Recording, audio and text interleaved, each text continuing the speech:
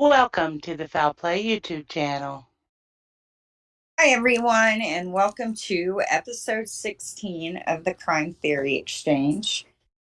How's everybody doing today? I'm checking to make sure my mic works. Oh, I'm doing great. Good, thank you. Okay here. Good deal. Well, today I figured we'd discuss a couple of people that the conversation just never gets old talking about them. And that would be former Manitowoc County Sheriff Tom Kocourek and former Manitowoc County District Attorney Dennis Vogel. But first, I wanted to give an update for anyone following Melissa Lucia's case. 33 days from now, she is scheduled to be the first Latino woman to be put to death in the state of Texas. There was an article that was published yesterday afternoon in I believe it's the Dallas News Forum, and it states that the Texas State Representative Jeff Leach, who represents District 67 and chairs the House Judiciary Committee, and he is among a growing chorus of voices hoping to stop the execution. I think there's a very real possibility that Ms. Lucio is innocent. Now, he is a Republican in Texas, as pretty much I think everyone in America knows, is a Republican-based state. So that's a good sign. He also agrees with those who say that Melissa was not given a fair trial. He said that this may be the most troubling case that I have ever seen. The system failed her at every turn. And so we can only hope that people will take an honest look at the appeals filed by her defense attorneys and do what's right. If anyone in Texas is listening to this podcast, you can go to the Innocence Project website. There are several options available to try and contact the Cameron County DA's office and to try and affect, them to acknowledge what's going on here. I would think this guy would have a lot of influence on this, the House Judiciary Committee. Yeah, I would too. I hope so. I think it's a good step that he's going on record stating that this is a messed up case. I mean, the district attorney who prosecuted her is in federal prison for being an unethical DA. Now, how often does that happen? It doesn't. So if his crimes were so egregious, and these crimes were committed at the time he was prosecuting Melissa's case, and that speaks volumes. Yeah, it really does. It really, really does. And the fact that Cameron County is making no effort to make an honest review of this case in light of Armando Villalobos being in charge of the prosecution speaks volumes about it as well. I think if they were an ethical DA's office and an ethical judiciary system, they would acknowledge the big elephant in the room and recognize this case needs further review. I'm curious. I'm sorry. You're fine. Go ahead. I'm curious as to, we've had some conversations about the children, the various things that at least some of them have said on TikTok and other social media. Mm-hmm. Have you seen anything lately? Well, she blocked me. So. Oh, the one main one. The one main one. I don't want to get her name wrong. But it does say in the article that I was reading from, and here, let me send a link so someone can post it in the chat. It does say in the article that her children have been traveling the state, raising awareness and hoping to keep their mom from becoming the first woman since 2014 to be executed in Texas. This is the link. Let me drop it in CTE.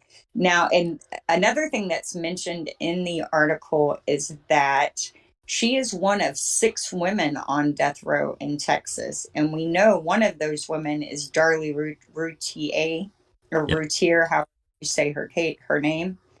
And many of us have issues with that case as well.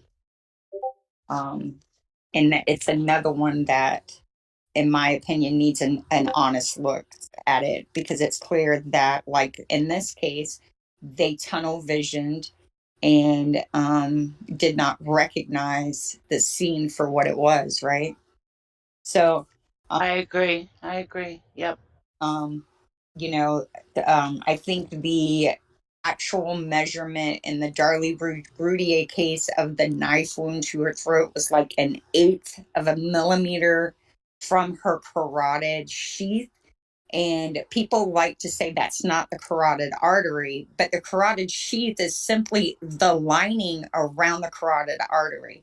Now we're talking about the neck. How thick do you think that sheath is, right? It's not going to be not very.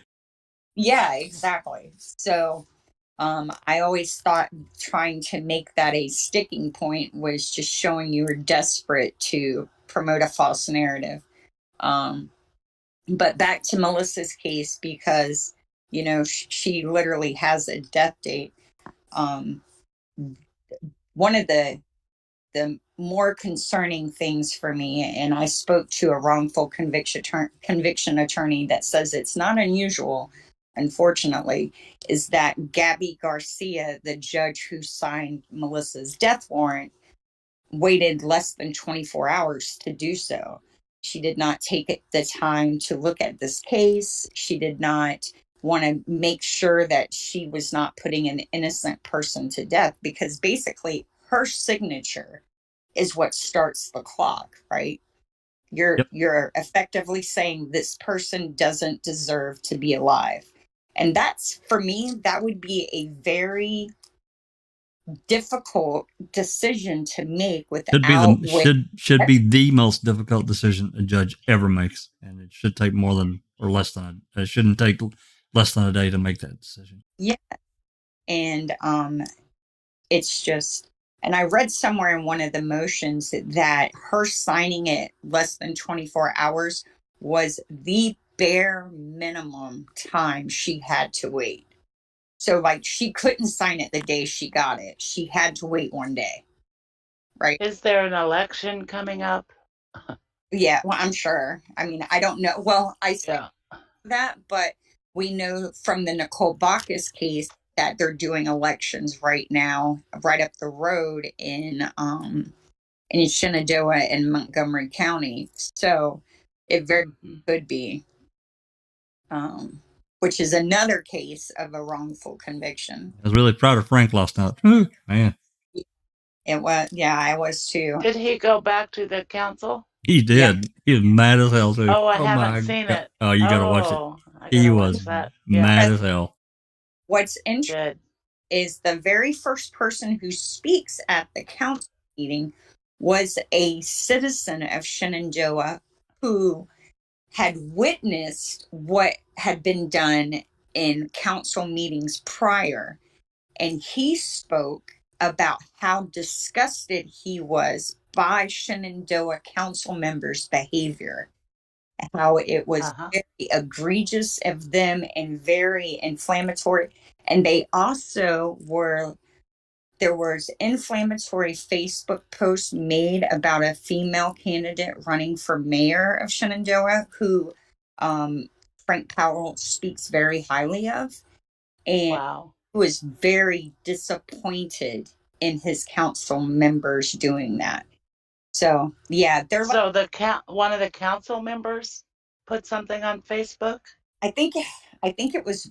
I don't want to get it wrong, but from what I got of it, it was. Does this sound right, Jax? It was multiple council members and their spouses. Yes. Wow. Talking. I mean, just really being female. Wow. Wow. Yeah. And what's the most ironic thing out of it all is they say this prayer before they open the city council meeting. Yeah. Right. They I wouldn't asked stand for in. I wouldn't stand anywhere near those people because lightning. no, Somebody no, smited right quick.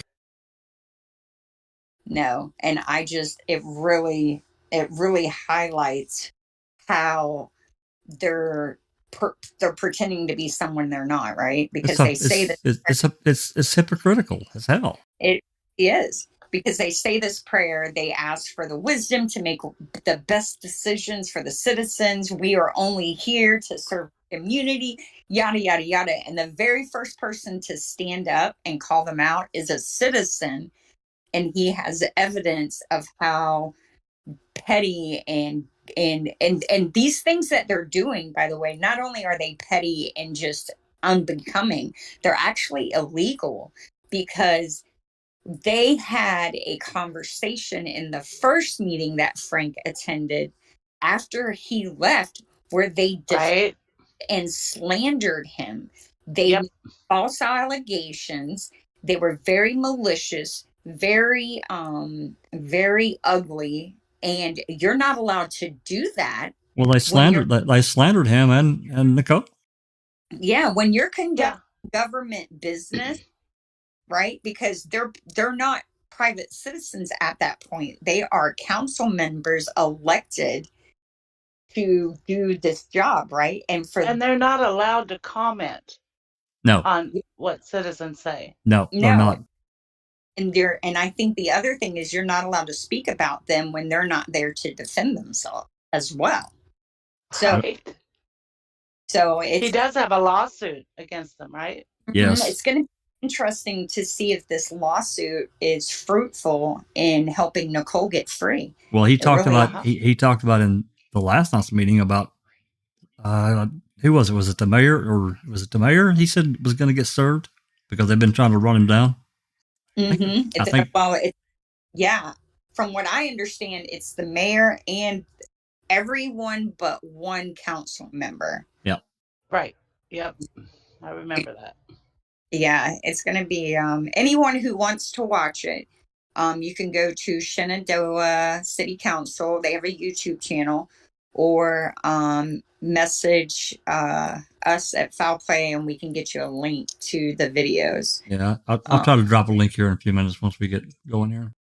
Yeah, and Nicole Bacchus's attorney's name is Frank Powell, and he's definitely he's a man on a mission, right? Absolutely. Yes. Is that picture still up of Nicole? I mean, of Melissa's children? Yes. I just point out how chubby these children are, right? Like her biggest failure as a mother was the neglect and the fact that she couldn't keep food in her house to feed her kids. But even that being said, prior to this case, even with that being said, these kids were not starving. She would walk her children to the food kitchen, the soup kitchen every day to make sure they had something in their stomachs. They look healthy. They look healthy and no marks on them. I don't see anything. Sure. Nope. And it does say in this article, I see that. It also says in this article that like just thousands of pages of documents and not one allegation of Melissa Lucio ever being violent in any circumstance with an adult or a child. Right. If you read any of the documents, her method of dealing with being overwhelmed was to go hide in the bathroom. And if you're running and hiding, that's your response to trauma, right? You don't fight, you flight.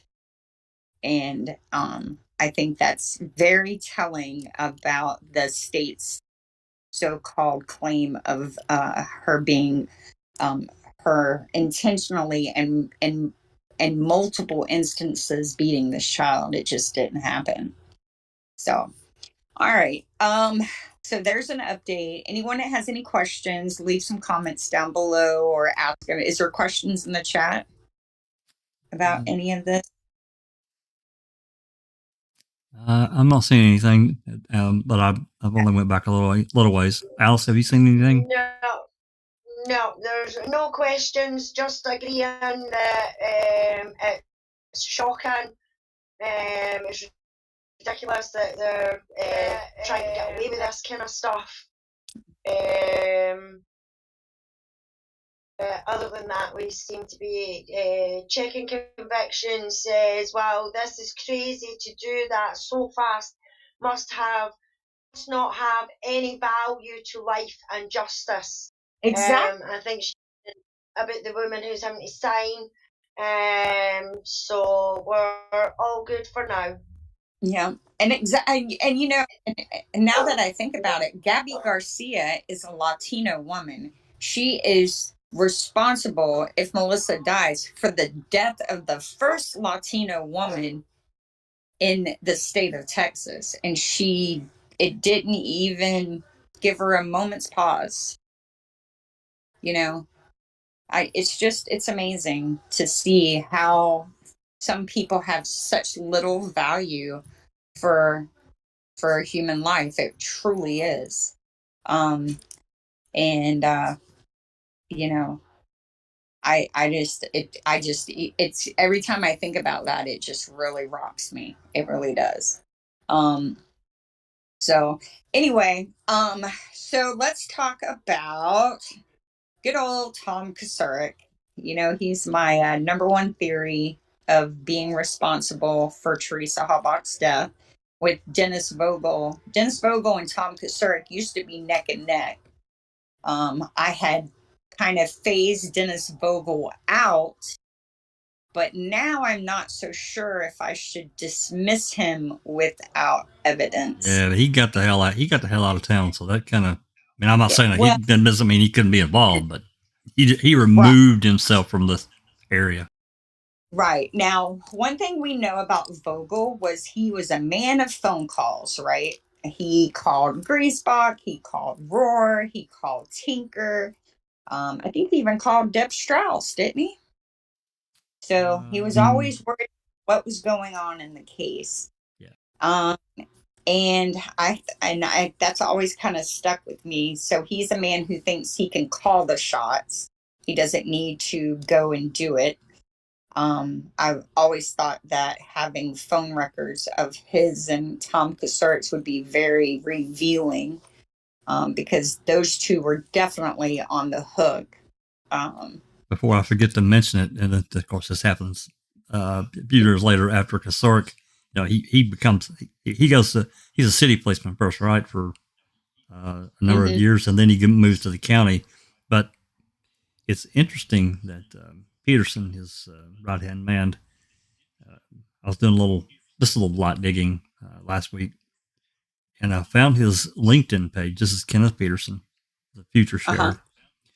He was a assistant manager of a Woolworth clothing store prior to becoming a police officer. Just a little heads up there. Yeah, it's really funny how these because if you compare Dennis Vogel and Tom Kocourek, their upbringing, they couldn't be more different. Vogel's family has been around for years. I actually found a book. I might be able to link it. I found like a history of Manitowoc County book that goes back to the early 1800s, and Vogels are mentioned. Vitz are mentioned, which is Dennis Vogel's wife's maiden name, but yet Kocourek's are not. Avery's definitely are not. And so the Vogel and Vitz name are very much synonymous with Manitowoc County. And there was like 12 Vogels and 5 Vitz. And I know the name Vitz doesn't really mean much yet, but it will in a little bit. I'm gonna show you how I see a connection. So is the Tom Kocourek became a cop on the screen, Jax? Yes, the first one. The first link you gave me, and this clip is from May 7th, 1969, just for reference. Mm-hmm. Yep, it's from May 7th. And now one thing I had somehow missed, and I think a lot of people had, because as far as I know, this has not been talked about. There's a little bio about the 3 officers that are hired. And one of them, the one for Tom Kocourek, says at the bottom, it says, Officer Kocourek, a member of the National Guard, Company B, 127th Infantry, had been employed as a foreman at Silver Creek Landscape and Nursery. He is an outdoor sport enthusiast. Now, do you think that's hunting, or do you think that's skiing, water skiing, snow skiing? What would outdoor sports qualify for as? I think that's hunting. That's what all of it. I mean, you do things outside, snowmobiling, skiing, hunting. Yeah, an outdoor enthusiast would do all. I guess it could encompass, kind of all the hunting and sports activities. Yeah, sure. So the next one, sorry.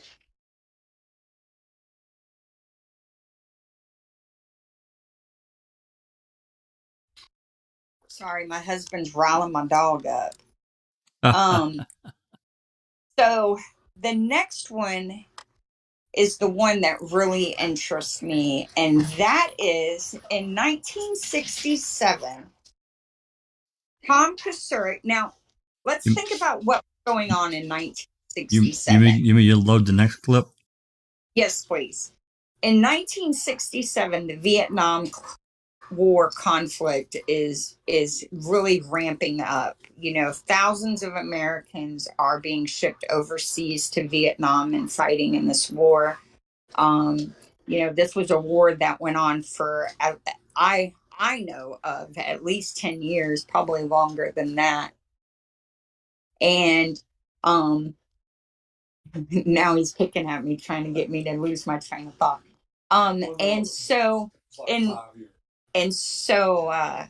What I find interesting is I did some digging about the actual Wisconsin Army National Guard. Now, a couple of interesting things about them. There is a documentary. They had a tour in World War II, and they actually spent more days in combat than any other National Guard unit. I think it was like 990 days. So that's 3 years they spent fighting in Europe. That's pretty impressive. But then they never get called back up at all until maybe in the 90s. So not one Wisconsin kid in the Army National Guard was sent in the reserve unit, was sent to Vietnam. That's interesting. And I just find that odd. How did they escape? Isn't it odd? It really is. How did these kids escape what no one else in the country, no other state in the country that I can find was able to do? And so I'm just going to read a couple of interesting things. So in 1967, Tom Kocourek and 100 others, they get loaded up on buses, and in this massive convoy, there were 17 trucks with 34 drivers. And they go to Camp Ripley, Minnesota, which is the home of the 47th Infantry. Now, 10 of these men were enlisted men. The rest were reserves like Tom Kocourek. Now, this is what they did. So for 2 weeks, they played soldier, and they did night and day defense tactics, night and day recon and ambush patrols, live fire exercises, brigade level field training exercises. So basically, they went and played soldier in the woods for 2 weeks. And you know, when you're young, I mean, it's kind of cool and all that, but not one of these men would actually go on to actually fight in the war. And so I think about that, and then I think about how there was this huge conflict between the hippie movement and the soldier movement, and how if you were not for the war, or if you were for the war, there was, you know, just this major animosity, right? It was definitely a power struggle there. Now, Well, you know, the hippie movement, you know, they questioned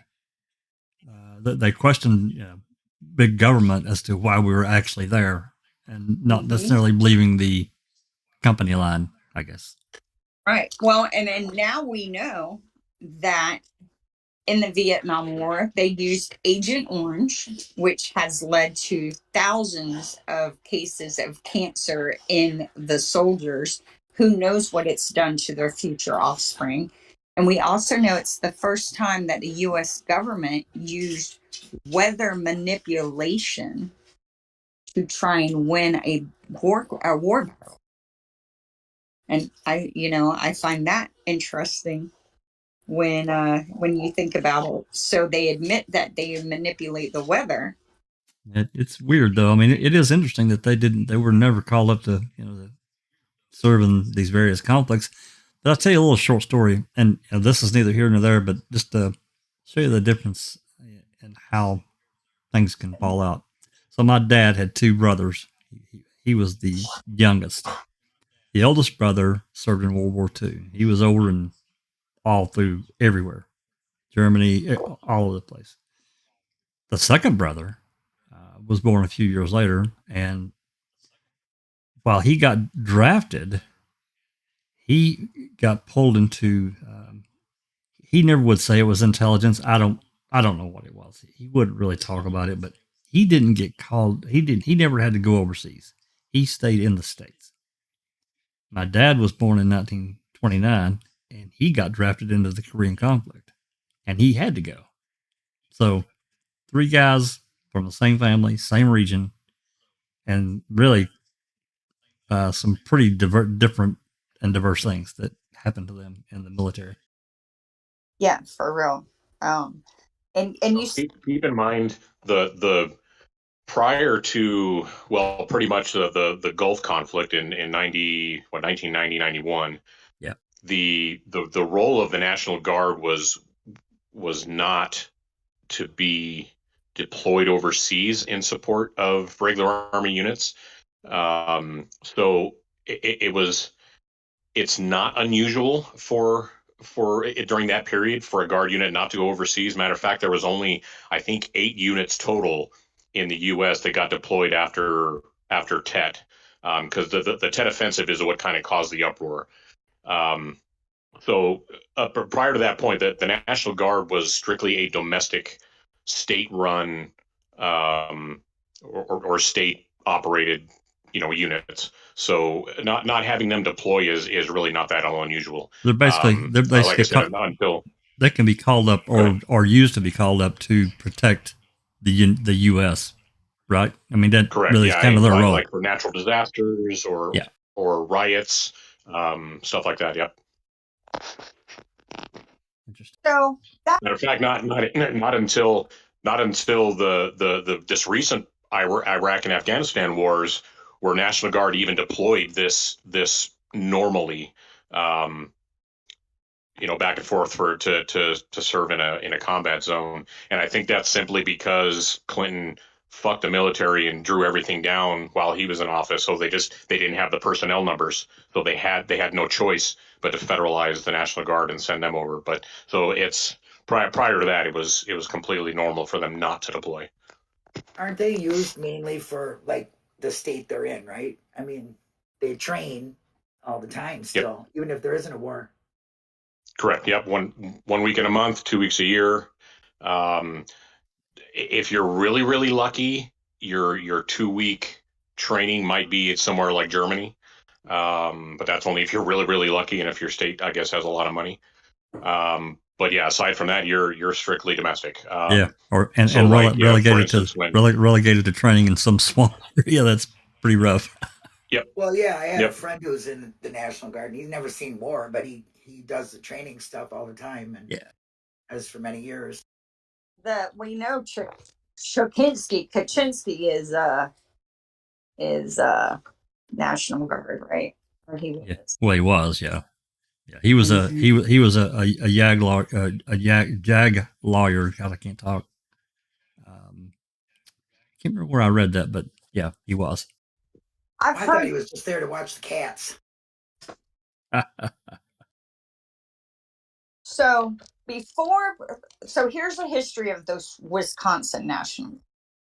So pre-World War I, it was the state militia, right? And they did some service in World War I. They did service in World War II. They restructured and did all that lovely stuff. And then the 127th, I find it interesting. One of the interesting things I find is we have kind of been informed in the media that this Ukraine conflict with Russia is kind of a new thing. But the Wisconsin National Guard was there for a year from 2019 to 2020. So that's interesting. There's a lot of interesting things about it. They are definitely state and federally funded. There is a website which will link to FOIA requests that they've released. Like these are the people who are trying to receive records and why. And that's got some interesting information on it. And it's just anyone who's curious about this, because I'm beginning to recognize that there are states who have things simply to produce revenue, right? And Wisconsin is one of those states. So if they can get money from the government for having it, they're going to create the thing to do it. It's what we see with the sake kit testing, right? And how do we know that? Because they got $6 million from the federal government, but they tested 5,400 kits, but yet only 14 were prosecutable and only 4 resulted in a conviction. So they're not doing anything to better their community, for justice, to promote a better citizen society or anything like that. They're doing it all from the point of greed. And when you're running anything where your focus is the dollar and not bettering society, who's going to suffer? I think we can all agree that if you claim to be a social thing, which Wisconsin government should be something that is, concerned about their citizens, but yet you have just reference after reference from external audits of, for instance, the amount of, or the racial disparity in the people in prison, the racial disparity in the prosecutions, because Wisconsin is like in the last 5 states of people of color. All right. So they have like less than, I may be wrong on the percentage, but I think their 6% of their population is a person of color. But yet over 47% of their prisoners are of color. And if that doesn't alarm anyone, or if that doesn't alarm you, then you really don't recognize that is intentional targeting of marginalized in society for profit, because you can't expect anyone to believe that Black people commit more crimes than white people. That's not true. Hey, those jail cells won't fill themselves. Okay. Yeah.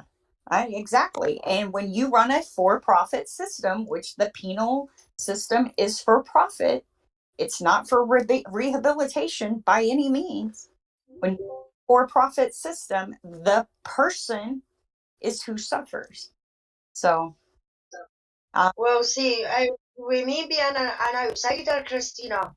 That's all I see coming from your country, is the fact that no matter what crime it is, where it is, it's always a black person that is getting caught for it, getting done for it, getting murdered left, right, and centre. You know what I mean? And that's, in my opinion, that's bad. You know, for somebody who doesn't live there and looks at your country, it is a racist country no matter what way you look at it. and it's been like that since its inception. It really has. I don't think there's. Yeah, but you're supposed to be. Yeah, but you are supposed to be the land of the free, the land of opportunity. Yeah, but that's not the way it started with these people being brought over to work on these plantations. Everything was altered from that point on. Everything stemmed from that, which is terrible. It's just terrible, but you know. Let's remember, Alice, that most people outside the U.S., their information comes from our media sources, and a lot of times your local media sources just parrot what the U.S. media sources say, and probably 99.9% of what the U.S. media reports is wrong. It's biased, it's edited, you know, however you want to view it. They very rarely tell the truth. So keep that in mind when you see statistics and stuff being plastered on the screen, is that they're probably not correct. Because I can go ahead. Yeah, sorry, Zapper. No. I'm not just meaning from the media. I'm meaning from like documentaries and things like that I've seen online and things like that. The majority of the time is it's a black person, a black man or a black boy or a black child that are getting arrested left, right and centre and being shot left, right and centre and everything like that. And I mean, one of them is the Central Park 5. You know what I mean? Or the Exonerated 5 as they like to be called now. That is bloody shocking, what happened in that case. So, I mean, I'm not just taking like what I see on my TV as gospel, you know, but everything that I've looked into and things like that, I still come to the same conclusion, you know. And I mean, I'm not saying that the UK isn't racist either, you know what I mean? But to me, it is more prominent in America than it is anywhere else, in a sense, you know. And it's a shame, because I mean, I go back to like the Kyle Rittenhouse situation as well. That lad was walking about the streets with an assault rifle in his hands, nonchalant, no problem, walking up and through and past police officers. And he's getting jeered and everything like that. But if that was a black person, he would have been shot on the spot. He wouldn't have been able to go to court or anything like that, because he would be dead. You know? And I just think that's really, really bad. I mean, maybe because I am only seeing it this way and I'm not living there and I don't see it all the time. But for that to be portrayed is not good, in my opinion, you know what I mean? But I mean, America have got a lot of other good things, but when it comes to law and justice, in my opinion, it's fucked up. Well, I mean, Sephiroth's got a point, because the media, I'll say this separate, and then I'll let you talk. The media they do things for profit, right? Oh, yeah. So they'll latch on to various things, and if it doesn't work, they'll move on to something else they latch on to. It's off of their cash register. So this racism thing, I get it, and it is a real thing. There's no doubt about it. But I think in many situations it's been manipulated. Not always, and I'm not saying that what we're talking about is incorrect, because I believe the statistics that Christina quoted. It's a very low amount of black people that live in Wisconsin, but it's a very high rate of arrest and conviction. I think that's pretty factual. But there are other aspects that we see. The media has been used so badly in these situations. It's crazy. Anyway, go ahead, Sapricot. Oh, yeah, well, you know how I feel about the media, Jack. You know what I mean? You honestly and truly know how I feel about the media because of what happened over here with Luke, and I do not trust them 100%. I mean, I don't turn on my TV and swallow everything that's coming to CNN or NBC or whoever. You know what I mean? I go and I try and look for it, and then you get people who make the documentaries and things like that bring these truths to light, and when I see pictures of prisons in America and stuff like that, the majority of them are coloured people. But that's my opinion, that's how I see it. I'm not trying to say your country's bad or anything like that, but when it comes to the justice system, it is pretty bad in a sense. Go ahead, the media's main cliche is if it bleeds, it leads. So whatever they can use to generate disparity, whatever they can use to try to anger the public and like Jack was talking about, pad their pockets, they're gonna run with.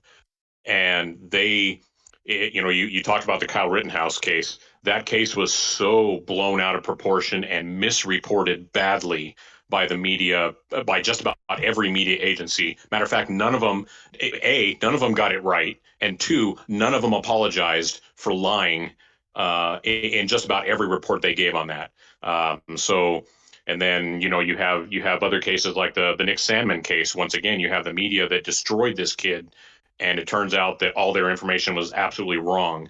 So that kind of stuff happens. What you want to try to do is look at actual crime statistics. I think it's there's an agency or a department in the DOJ that tracks all the statistics that are supplied by the different states on their crime statistics. And the single most prevalent cause of death for any colored person in America is being killed by another colored person. So the stuff we see in documentaries, the stuff we see being reported in the media, like the exonerated five and things like that, as horrible as those cases are, they comprise about 1.5% of the total overall picture of the crime statistics. So that's again, that's just a case of where you have the media singling out one little thing and blowing it up into the public eye and making it seem like this is an overarching problem in the entire U.S. And it's just not.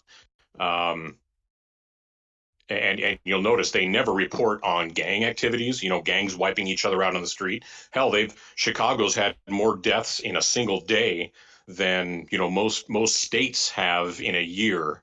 So and it's always in the black neighborhoods, and it's black on black crime. So that just keep all that in mind when this kind of stuff comes up. Yeah, there's really terrible things that go on, and again, it still comes down to the way the media portrays it, because once the media spills something out, it goes into books and then goes into other areas that's considered like fact, and it's yeah.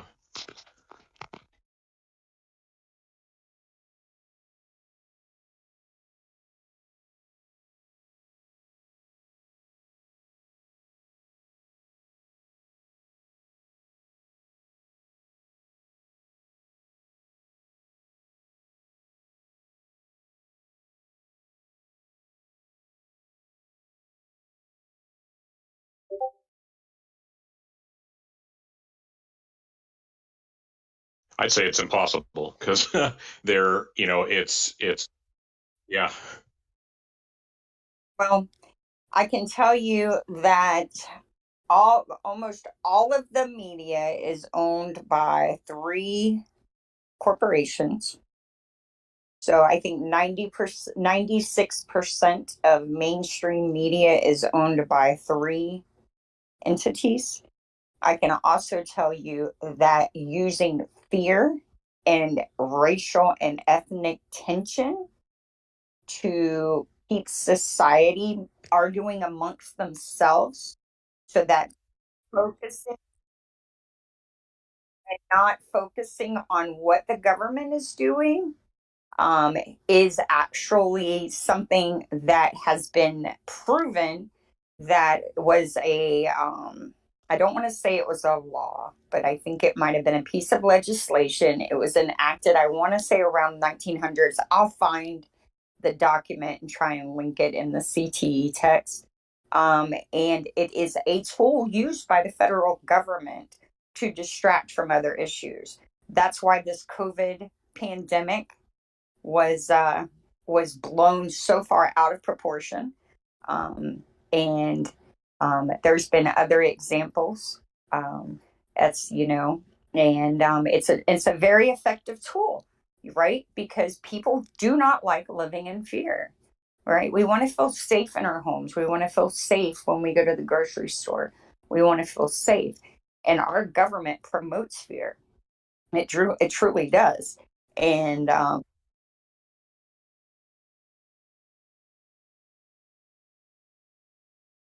oh, what?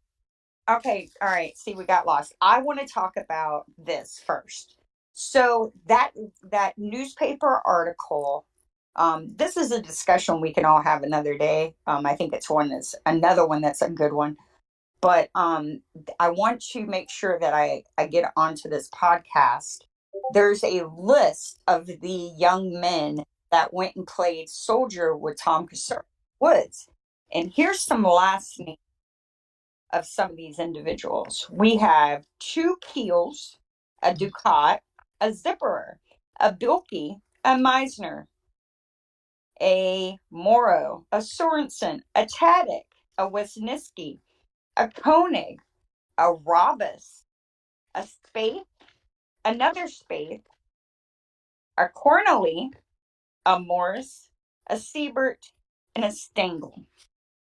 Now, Gerald Robus, why do we know that name? I don't know. Yes, you do. His name? Who? The tow company that towed Teresa's vehicle. Oh, Robus. I misunderstood you. Oh, yeah. I know that name. Yep. So, him and Tom Kocourek have been buddies for a long, long time. Thought that was interesting.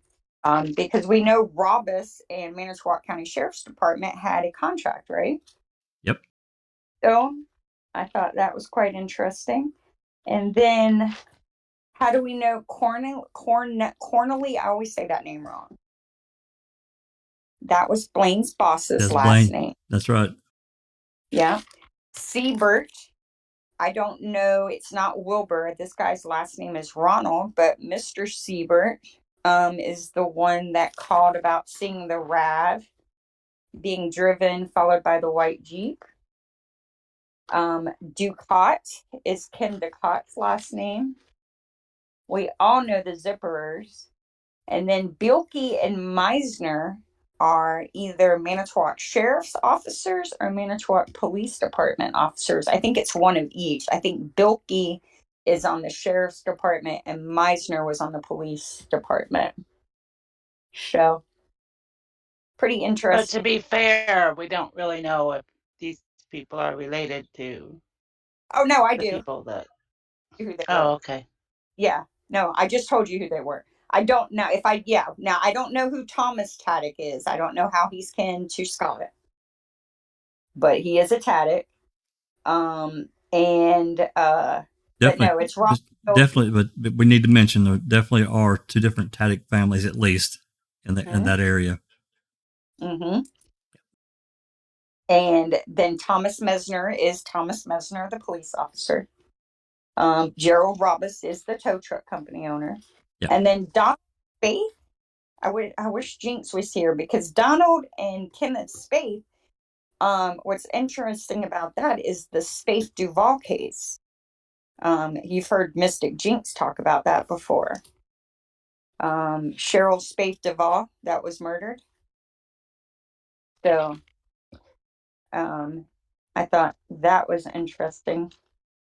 And I can't remember why. Oh, I know why Koenig sounded familiar.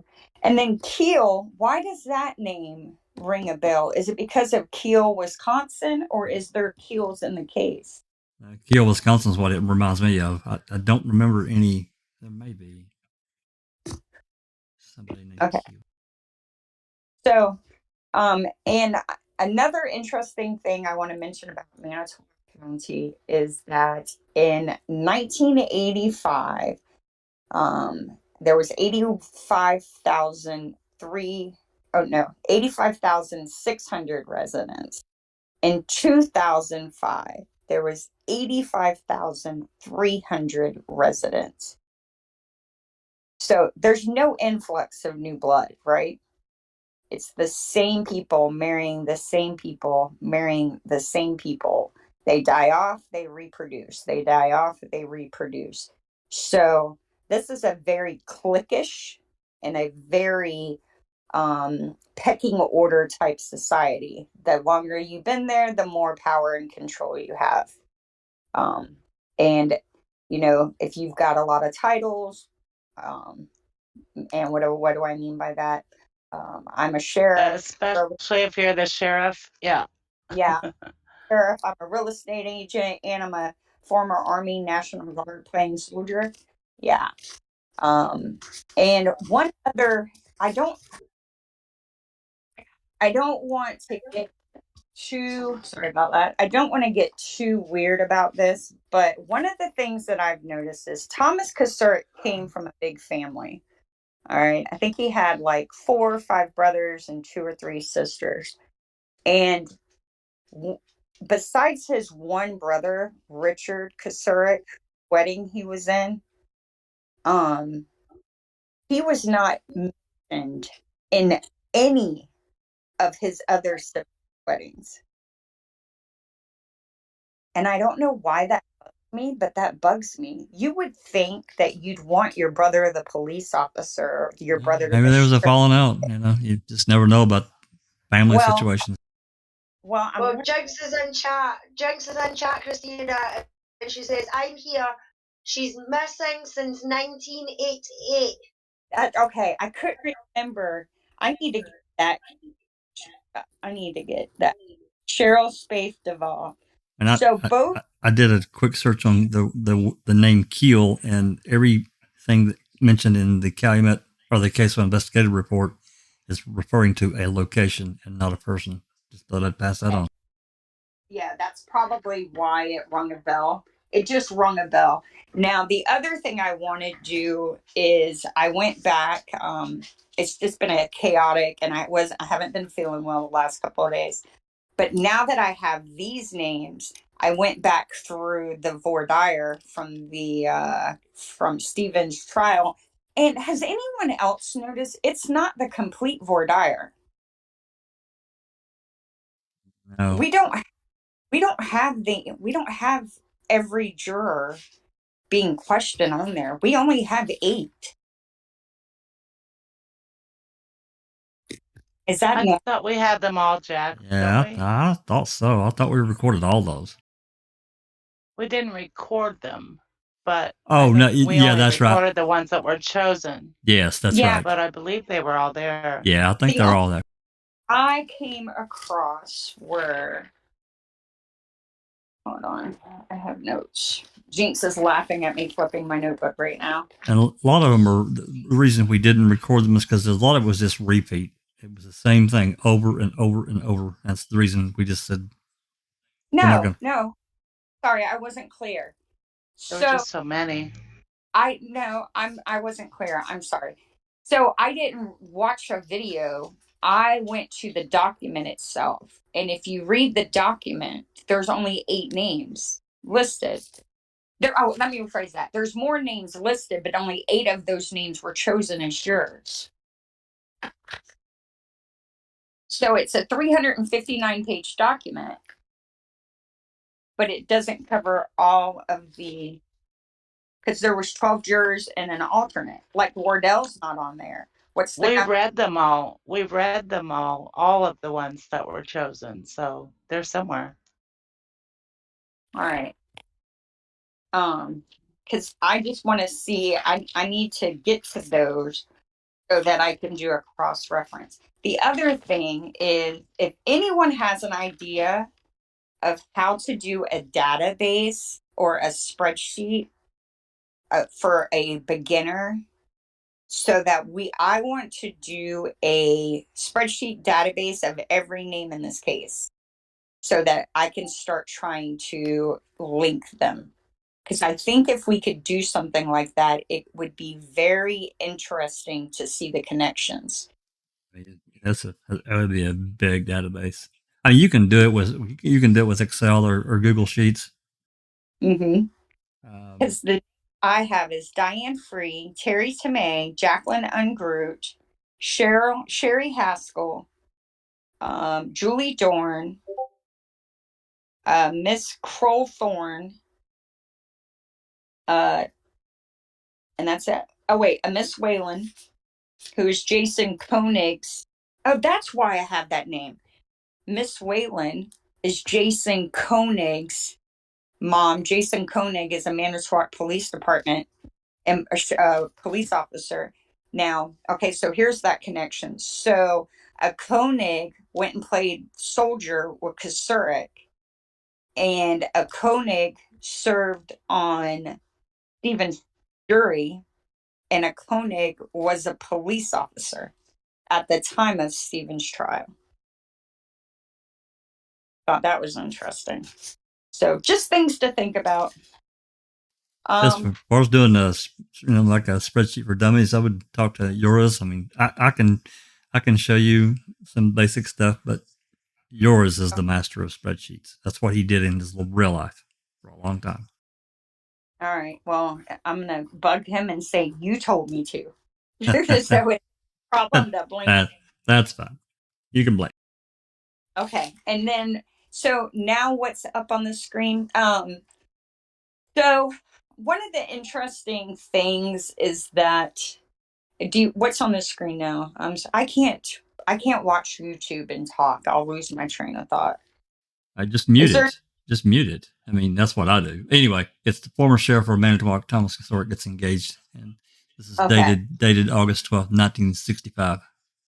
All right. So he married a woman by the name of Penelope Bruglin, I think. Is that her last name? Beatrice. Yeah. Oh, no, Beatrice is is the mom. Penelope Ann, that's correct. Right. Now, and there's an interesting, I don't know why this makes me think of this, but there's an interesting dispatch call where some dispatchers are trying to look up Penny Bernstein's address and nobody can figure out what her first name could be. And we know that Tom Kocourek's daughter was working dispatch at this time, right? So I'm curious if she is one of the people who couldn't figure out that Penny was short for Penelope, but yet her mom's name was Penelope. Sorry, Christina, to interrupt you. Jenks has left a message saying you only have the first 5, it sounds like. Okay. If Jinx, if you'll send me a list, I just want to cross-reference. There's 2 things I want to cross-reference it with. One of them is of the soldier he played with, and then there's another list that we're going to talk about in a moment. She says there are 5 documents for Wardeer and Stephen's case. And then she says it's easy, make it yourself, Christina. Helps you remember things when you spreadsheet them. And she's put the list in crime theory chat. Okay, thank you. Am I on here? Yeah. the crime theory text. What episode? We're on 16, right? This was Yep. last week. Okay, here we go. And then one other thing about Kocourek, and we'll move on to Vogel. Can you pull up the one? It should say his dad's farm was auctioned off. Second. Yeah. Oh, and then while you're doing that, so Thomas Kocourek was raised Catholic, devout Catholic. All his brothers and sisters were also married in the Catholic Church. Their children were baptized in a Catholic church.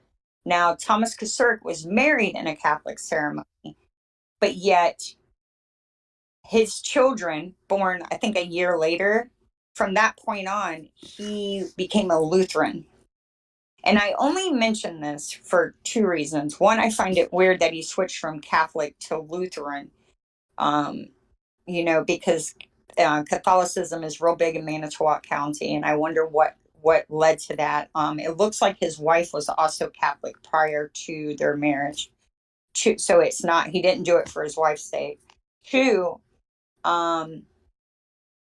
Josh Call, about a year ago, did a press release, and Josh Call, for those who don't know, is the Attorney General of Wisconsin, and he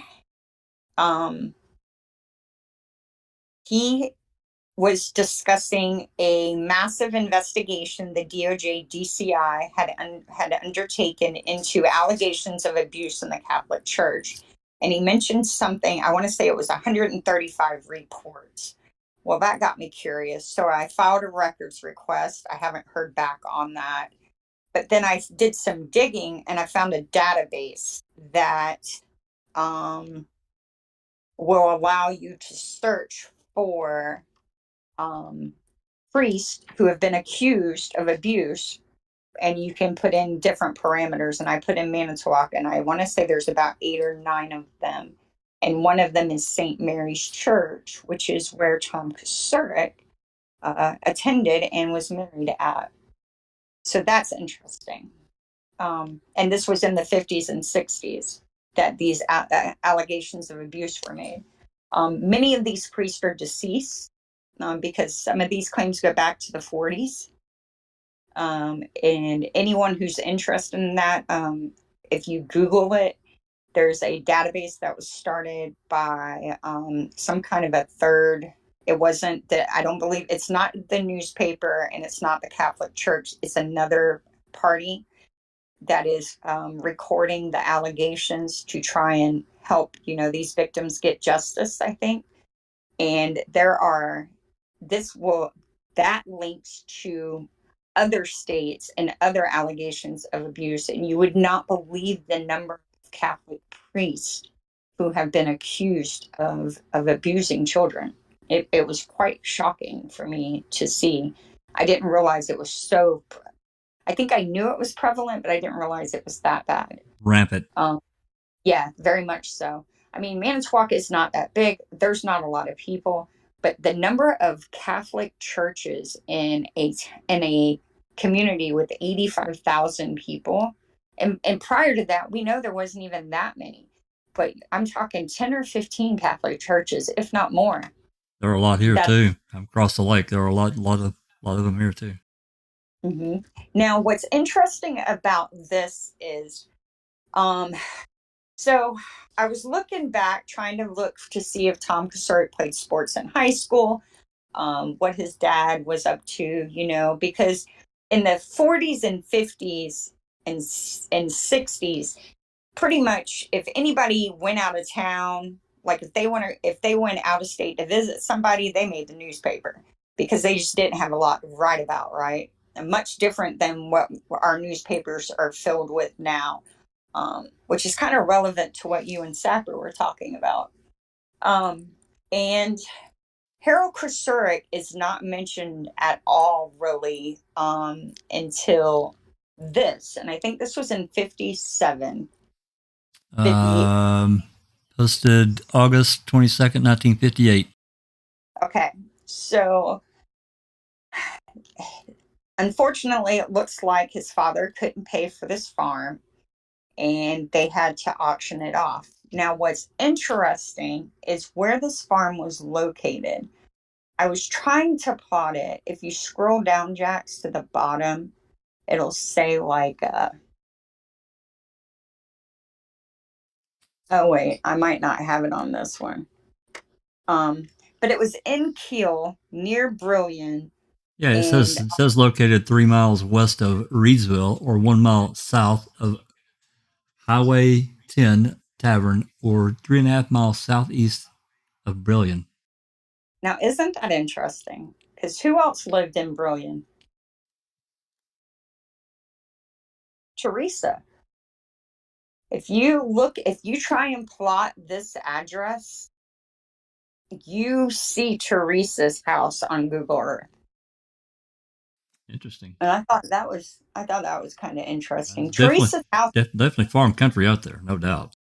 Yeah, and Teresa's house is not far from the Manitowoc County line.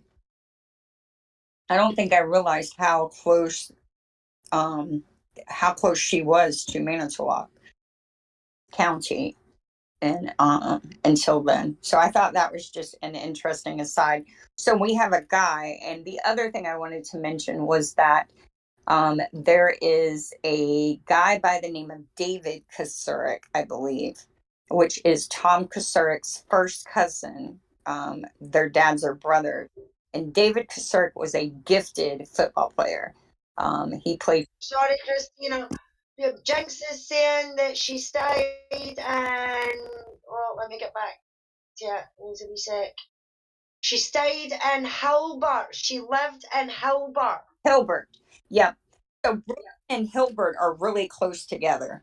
That's where I was messing up. Thank you, because it didn't sound right to me either. If you try and plot this on a map, like if you go to Reedsville and you go 3 miles west of Reedsville, you're in Hilbert. Or you're close to Hilbert, I should say. When I was trying to plot it, Teresa's house was showing up on my map. And I just thought that was interesting because that's where Kocourek grew up. He grew up in that area. So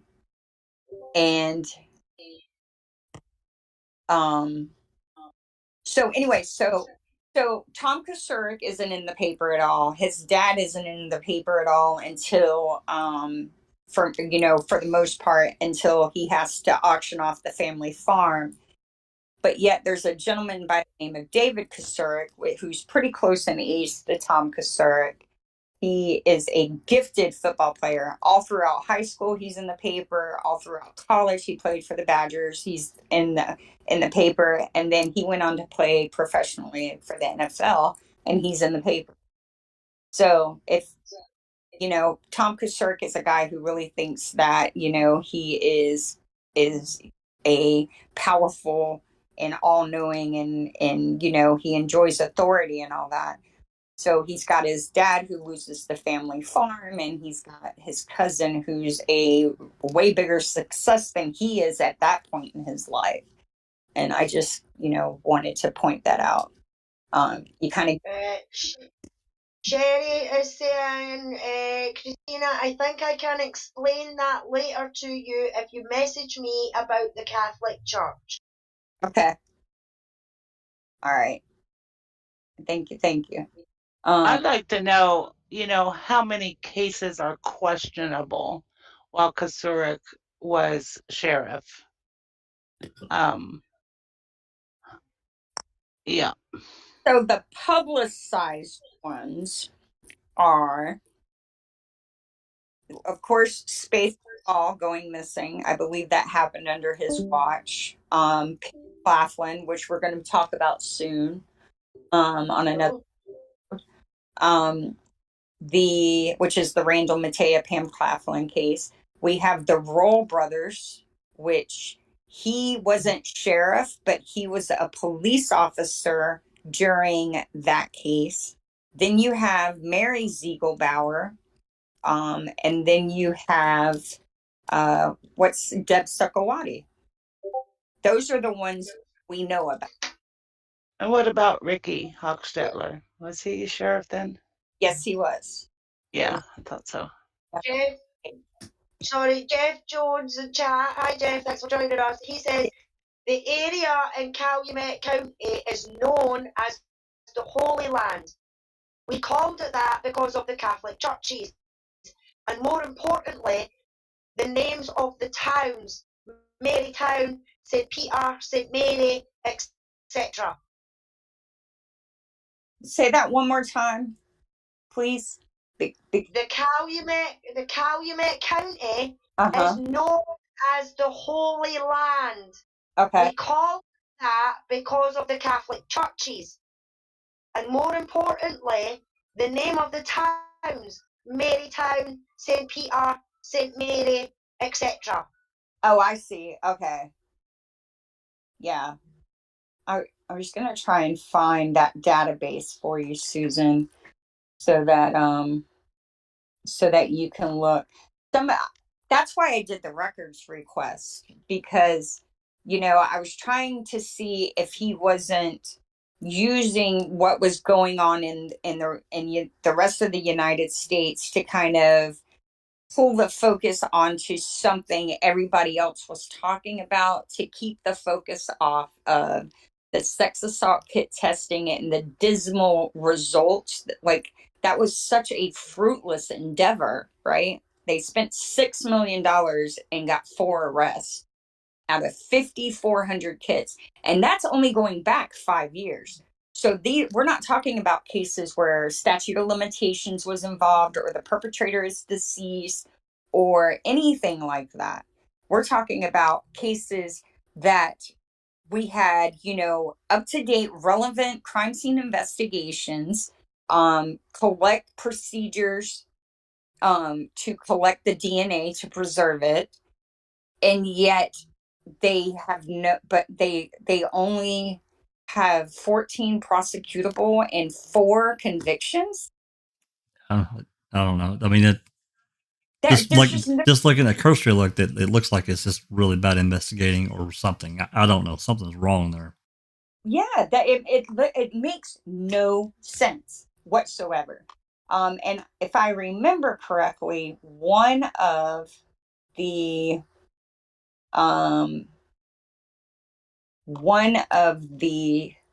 convictions was a serial offender, and he was Black.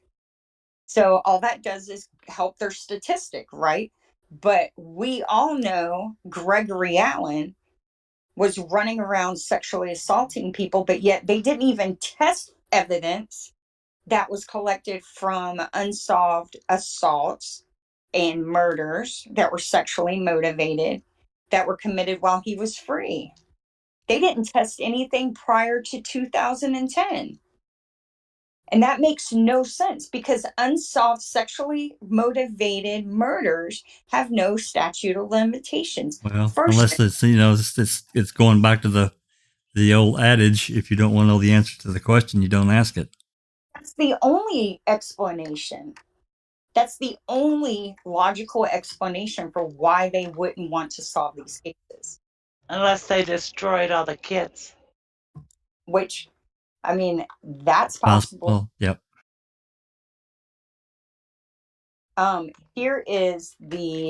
This is a newspaper database for the priests. For anyone who's interested, I dropped it in a CTE text. Here, I can drop it in here too. I forgot. I'm on here. And I think this is only Wisconsin. But I don't remember the name of it, but there's a documentary about the Boston Globe reporters that dug into that. It'll just blow your mind about the Catholic Church. Yeah, I feel like the murder of that nun by the priest was the catalyst for exposing all the evil perpetuated in the Catholic Church in America. Do you know what I'm talking about? Remember that nun that was murdered, I want to say in the early... Yeah. I can't think of her name. Yeah, they buried it for years and years and years. And then there was someone got a hold of that case, was able to get it to the light. and exposed it, exposed the cover up for the priest who killed her. And I think that doing that kind of gave these kids and these young men and women who had been abused the courage to start speaking out, you know, once again, using fear, right? So, um, The movie you're talking about was called Spotlight. is that the one about? Yes, Okay, that's yeah. the Boston Globe. Yep.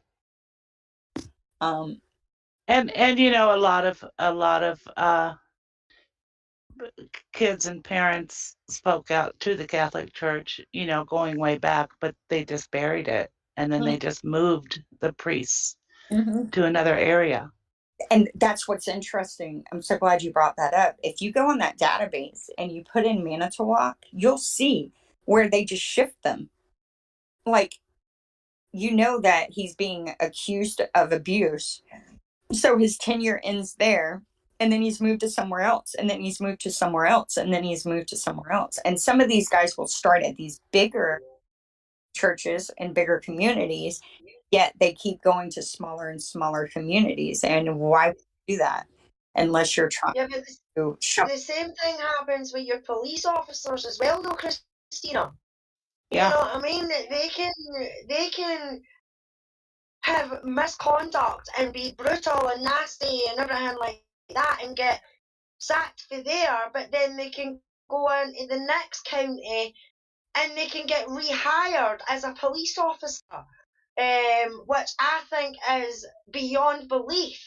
Because here in the UK, whether it's Scotland, England, Ireland, or Wales, that's the good thing. If a police officer is being done or charged or found to have done misconduct, then they're sacked, period. And they can't then go to England, like say it was an officer in Scotland, he can't then go to England, Wales or Ireland and reapply as a police officer. You know what I mean? Because I think it's like maybe a database or something like that they've got that they can check. You know what I mean? But that doesn't happen here. But over there, it's so weird that they, if they one county to another or one state to another, they can get done for, they can be found to be doing misconduct and then go to the other state and get hired as a police officer again. Some of them go a town or two over, a city or two over, and get rehired. It happens all the time. Exactly, Jack. Exactly, and that's just beggars belief. For where I sit, you know what I mean? That can actually happen. I mean, I think America needs to get a database of some sort. I think it's kind of shocking for a lot of people if you do some really bad shit on your job, no matter what you're doing. You really probably should look for a different profession, right? And that kind of thing will follow you around no matter what should follow you around no matter what your profession is. There are a couple of databases. So here's one. This one is by the Justice Department. All right. And it is, if you do a research on this database, it says there are several articles that say that it is underfunded and underutilized. And then there is one that was started by an Innocence Project type organization who are trying to create a record of cases for each officer to try, because everything is done in an attempt to circumvent EDPA and PLRA when you're fighting for freeing the innocent, right? Because it's such a tricky, slippery slope. So you have a database for prosecutors and judges who do bad things. This is also by a nonprofit. And then you have a database for cops. And the hope is if you can create a narrative with evidence of multiple cases, then that would hopefully sway the Supreme Court justice, which is a very much a red court. Even if they say they're Democrat, they are going to think like prosecutors, think like the government officers, judges, district attorneys are never wrong. Even with evidence that shows that they are. They're going to find the unindicted co-conspirator ejaculating theory to make it be possible for them not to have been corrupt or intentional in their actions. But those databases are interesting. I'm so glad you brought that up. Now, 2 officers came to mind when you were talking about that. One was James Link, who we know was a Detroit cop for years.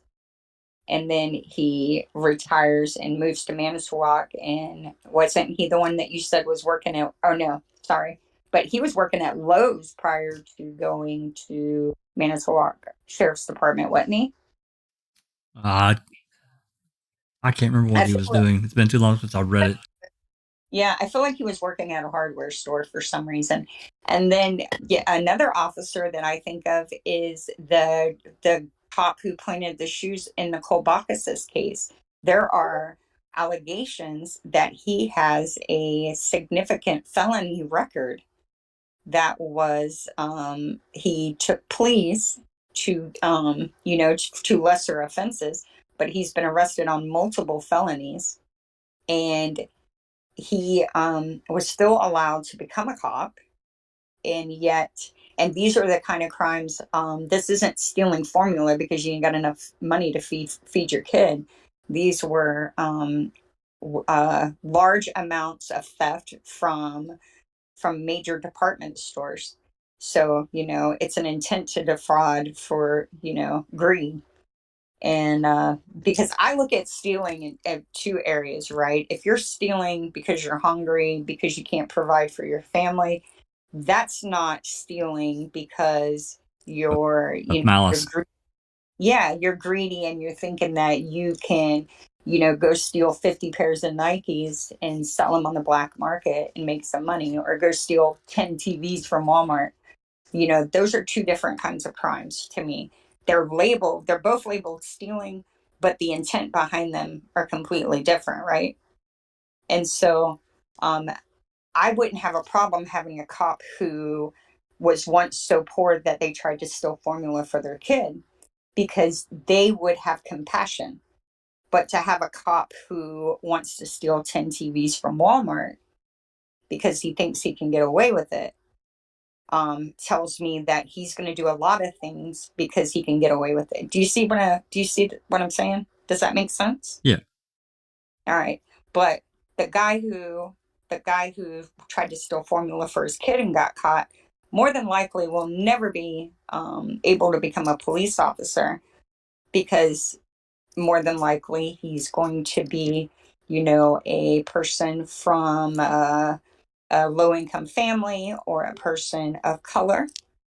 But yet a guy like Jake Ruvers, who tried, and I don't know what he tried to steal. I'm just saying, hypothetically, let's say it was 10 TVs from Walmart, because he was bored and wanted to rush, is a cop. And that's a scary thing to me all day long, because those are dangerous.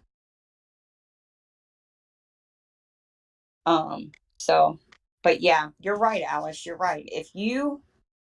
If a cop has done something that has resulted in the injury or the wrongful conviction of a person, and it is clear that it was intentional, they don't deserve to be a police officer, especially because they are promoted as protecting and serving the public. So there is this perception that they know that people have of them that they agree to adhere to, right? I mean, it's bogus. It's malarkey. Yeah, I mean, there was a case here just not that long ago, and there was 2 young women found dead, and a couple of the police officers that were guarding the body and things like that ended up taking photographs, selfies of themselves, beside the body and that. Now, that's not any appropriate action for any police officer, no matter where they are, you know what I mean? And they have been raked over the coals for that. and I'm sure they've been sacked as well. And a police officer murdered a young woman, Sarah Everard, her name was, over here. Oh, and he's been convicted. And he's now in jail. So it doesn't happen very often over here about trying to get police officers, when they've done anything wrong. But when we do and we get it right, we get it right. You know what I mean? The officer who killed Sarah has been jailed, and I'm sure it's 30 odd years or something like that he's got, you know what I mean? And then there's these other two officers who took photographs of and shared the photographs that they took when they were standing guard over these young girls' bodies, and they've been dragged over the coals for that. And I mean, that is little necrophilia there. Yeah, but they're police officers, Jack. You know what I mean? Where's the respect? To me, it didn't matter if it's a police officer or not. It's just that's bad. Anyone who is dispatched to the crime scene where there is a murder victim, the last thing that should be on their mind is getting a selfie for either self-promotion or financial gain. Yep. That should be the last thing you are thinking about. And if that enters your thought process at all and you go through with it, that says that, morally, you've got issues you need to work on, right? Yeah. Yeah, but I mean, that's that. I mean, they will never work in law enforcement ever again here. And see, there is I know I've spoke about this podcast before, but there is a podcast that is put on by the Harvard Kennedy School of Law. And that Harvard, as we all know, is where many district, really like Supreme Court justices, presidents, they have a degree from Harvard. So these people they know the law. They know creme of the creme. That's right. And one of the episodes is called, What is a Criminal? And it really logically explains how a person is labeled as a criminal because of one act and how that will affect them for the rest of their life. And not only the fact that that person is affected, it's how it is assigned, right?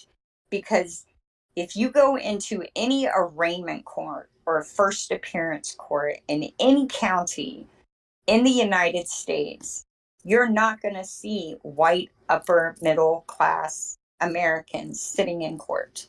You are going to see low income, people of color, people who have been marginalized. And that's who gets labeled criminal.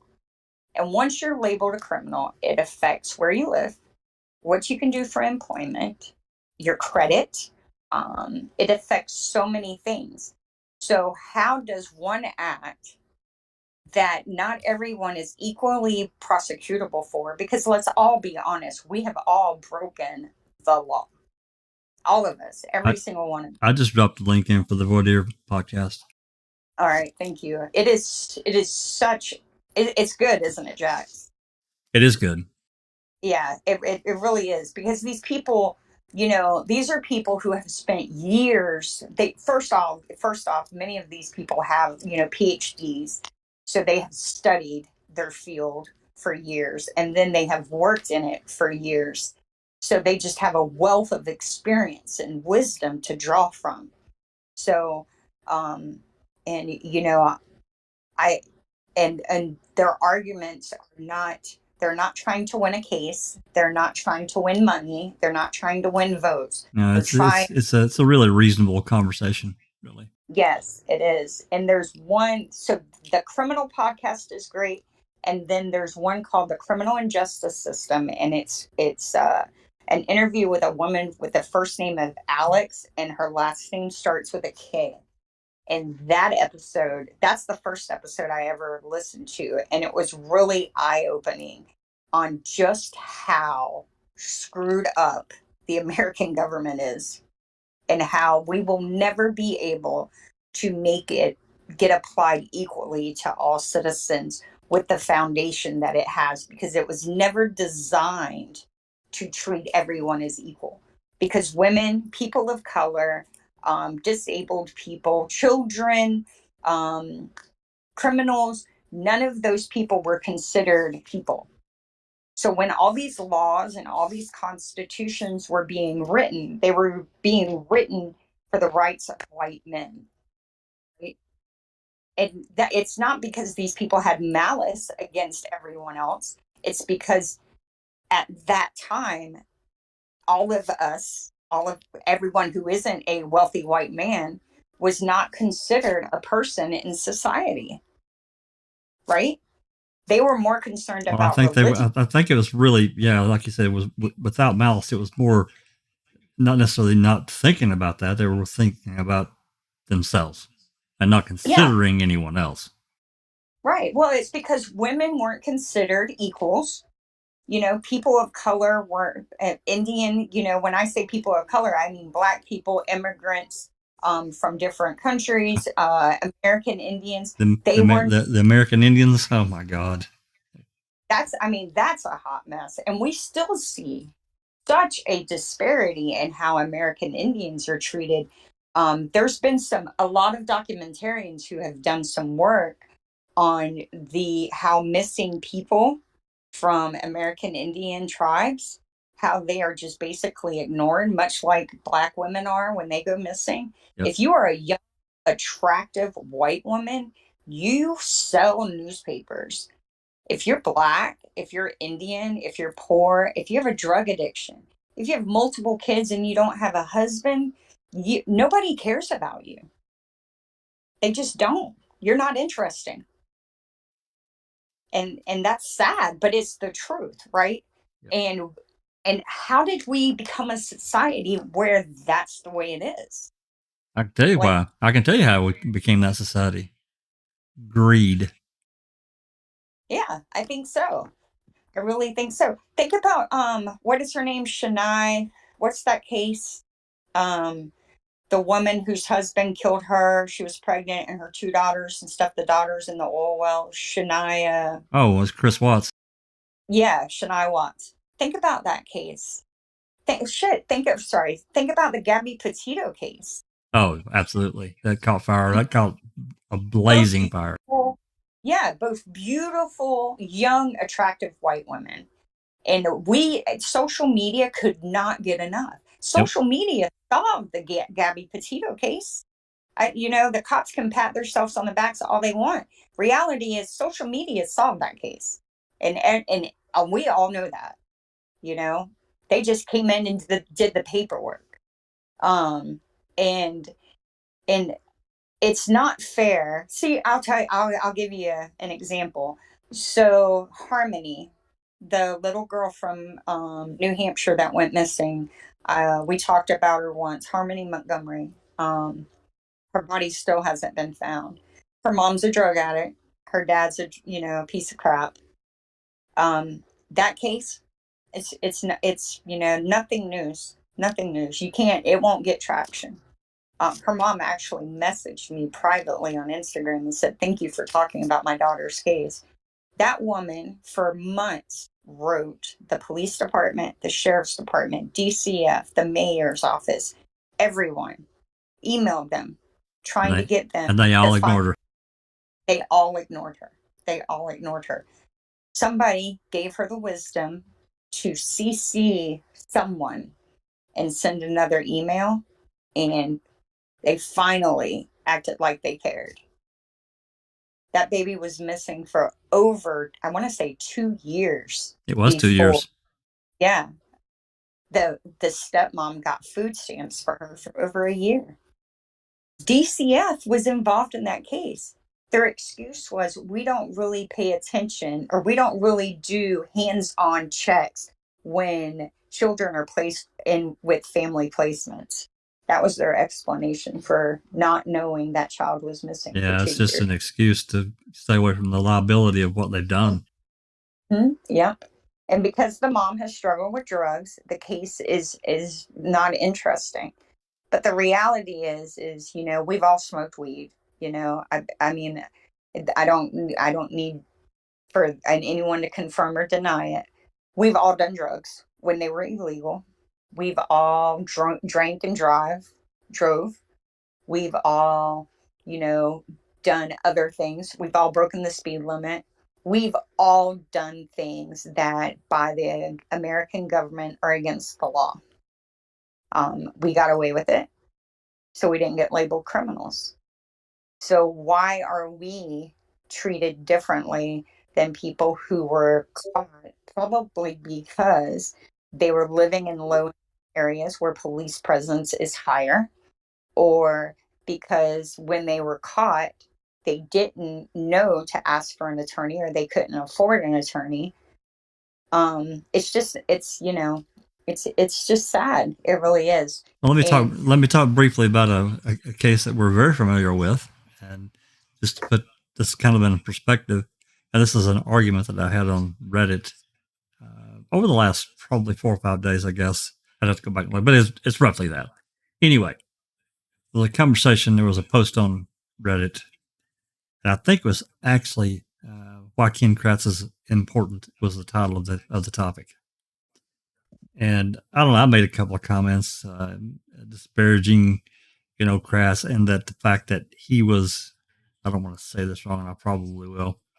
He pled no contest to 6 charges against 3 of his victims, and I believe that's correct. Without going and looking. Anyway, here comes Mr. Gilter Solo. Well, where's that at? And of course, I'm not posting any links on Reddit. I'm not doing it. He's just as capable of going and looking and finding it as I am, and other people that have found it. And it's true that's what happened in his little. You know, you have to understand now. You know, you got to back all this up. These accusations come on by these victims of Ken Kratz. They went to these various police departments. They get shuffled off to the AG's office. Blah blah blah. They get buried in a file for a year. Nothing happens. Nothing. Almost a year it took for any movement in these cases. And there was some investigation, but nonetheless, the cases were buried. Well, then, of course, it got blown up. We don't know exactly how Ron Foley, the AP reporter, found out. I suspect that one of the victims probably told him. That's just a guess. Anyway, FOIA requests these reports from the DOJ. They don't have any good reason not to release the file. So then he goes and interviews Kratz, or tries to, you know, and then it just blows up from here. The next day, it blows up all over the newspaper. The difference that I'm trying to make here, though, is that Kratz's case went to the OLR to be handled. If it would have been a regular person like me or Saprikov or whatever, we're going to the clink. We're going to the jail. We're not going to go talk to the OLR and blah blah blah. The disparaging difference between a same crime committed either by someone that says, I'm a lawyer, you have to treat me differently, or a regular person that doesn't have that bar card, you're going to fucking jail, and you're going to have to post bail, and you're probably going to serve some jail time out of this. Thank you. And you're exactly right. Now, I would be interested to know if Ken Kratz hadn't have been a district attorney and had only been an attorney, I know where you're going with this, and I can tell you, I don't know if I can find it again. I'm not even sure that the webpage is still up. I can tell you that there are multiple regular defense lawyers that have committed some even felonies. Mm-hmm. Their cases are handled by the OLR. They're not handled by the criminal court system. That's right. See that perfect example. Here's another example. So let's say a employee steals from a boss. Okay, that is a criminal charge. But if the boss steals from the employee, That's a civil charge. Yep. It's a system designed by default to protect the wealthy and the elite, right? I mean, there's no other way to, you cannot debate that, right? Because it's just, the examples are over and over and over That's again. right. That's right. If you are privileged, you are protected until you make someone mad. Now, I want to mention this because Nosy Wren made a TikTok video. I don't know if anyone's seen it. She stitched it. There was a couple. She was a middle school teacher. He was a SWAT team commander. And they got busted doing some of the grossest things. So there were videos of them sexually abusing children. I want to say age of 8. But then there was also a video, and this is so disgusting. There was a video where they made these desserts and they covered them in semen. And she took them to school and fed them to. I remember this. Okay, now let me tell you how they got caught. And I have a reason for telling this story. So she just took a plea deal for 41 years, and she's going to testify against him, and that's day for day. She's not going to get any parole. She doesn't get any gain time, nothing. And she's turning state's evidence. She's snitching on him. Now, someone tipped off. A tip came into the Center for Missing and Exploited Children. That's what opened this investigation. Now, what is interesting about that? Who else do we know about who was doing egregious and just horrific things to children while in a position of authority that was also arrested due to a tip to the Center for Missing and Exploited Children? Juvenile court judge of Wisconsin, Brett Blame. Now, I don't know if y'all have ever heard that this Center for Exploited and Missing Children is not really a reputable agency. I haven't really done a lot of digging in it, but I've heard for years that it's like DCF and CPS. It's a for-profit organization. It's ran like a helpful service, but it's actually for profit, and it protects. It's a business. It's a business, and it targets marginalized people.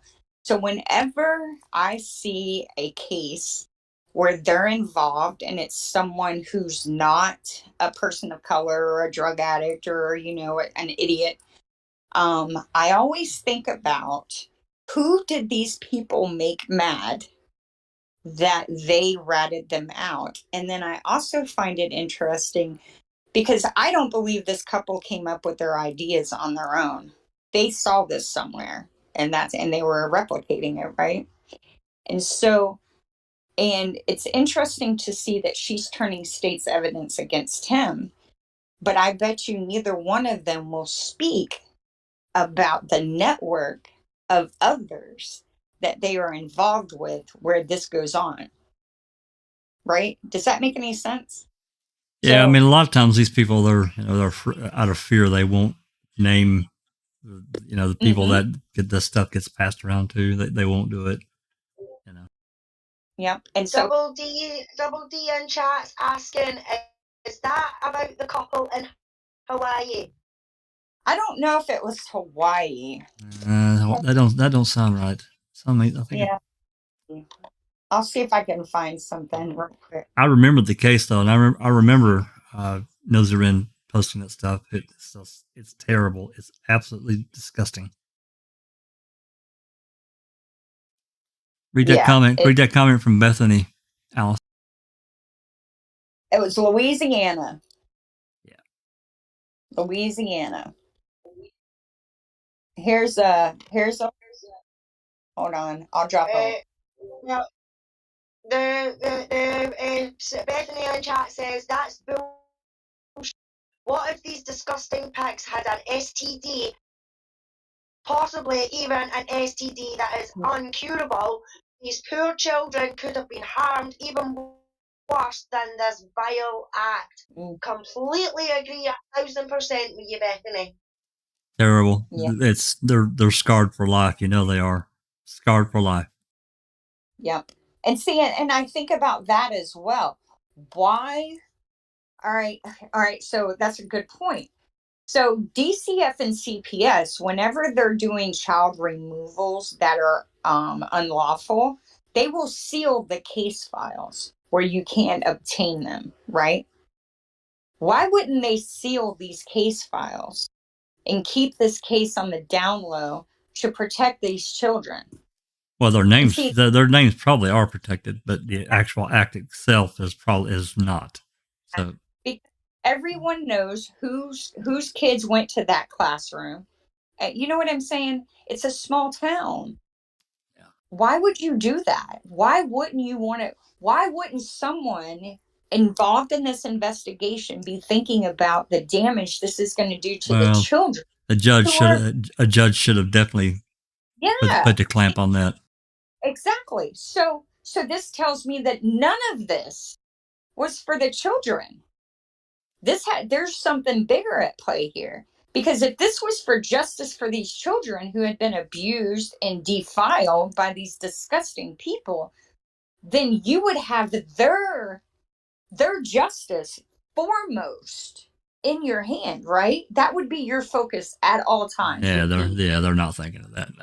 No, they're not. They're thinking of newspaper headlines. They're thinking of notoriety. They're thinking of votes. They're thinking of the drama and the greed and attention. Yeah, exactly. And whenever you're doing anything for that, the outcome is never good. Darkside made I'm sorry. No, you're fine. Go ahead. Darkside made a comment, and before we get too far along, I thought about Van Hollen saved someone and leaked the Kratz sexting. And that was another part of this. I know many have read these documents. Anybody can go to Convoluted Brain website, and you'll see it on the right side there on the sidebar. It says Ken Kratz scandal links. And if you go to that, it opens up another page, and it's just full of the documentation. And what Darkside's talking about is that, Van Hollen basically did bury this, all these allegations and so forth. And when it got released, you should read the messages between Kratz and this guy from the DOJ named Kevin Potter. I can't remember his position, but nonetheless, Kratz basically accused them of leaking the information. There's absolutely no proof of that. And this Kevin Potter basically told him there was an open records request came in for the documentation, and we had no reason not to release it. No good reason not to release. And there are there are guidelines that they're supposed to follow. I mean, they clearly are not following them in the Avery case, but nonetheless, at least it appears in the Kratz case, they did follow their own guidelines. They didn't have a reason not to release the information. So, that's really comical. Thank you for reminding me of that, Darkside. Yeah, that was they tried to blame that on a political fallout, but I think a victim's attorney was sick of the just brought it to light, right? Well, there was no action. There was nothing happening, and what he did was terrible. Yeah, no, beyond it.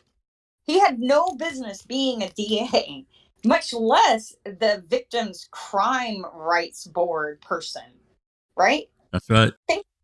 Think about that. Was he the chair or was he just a member? No, he was the chair.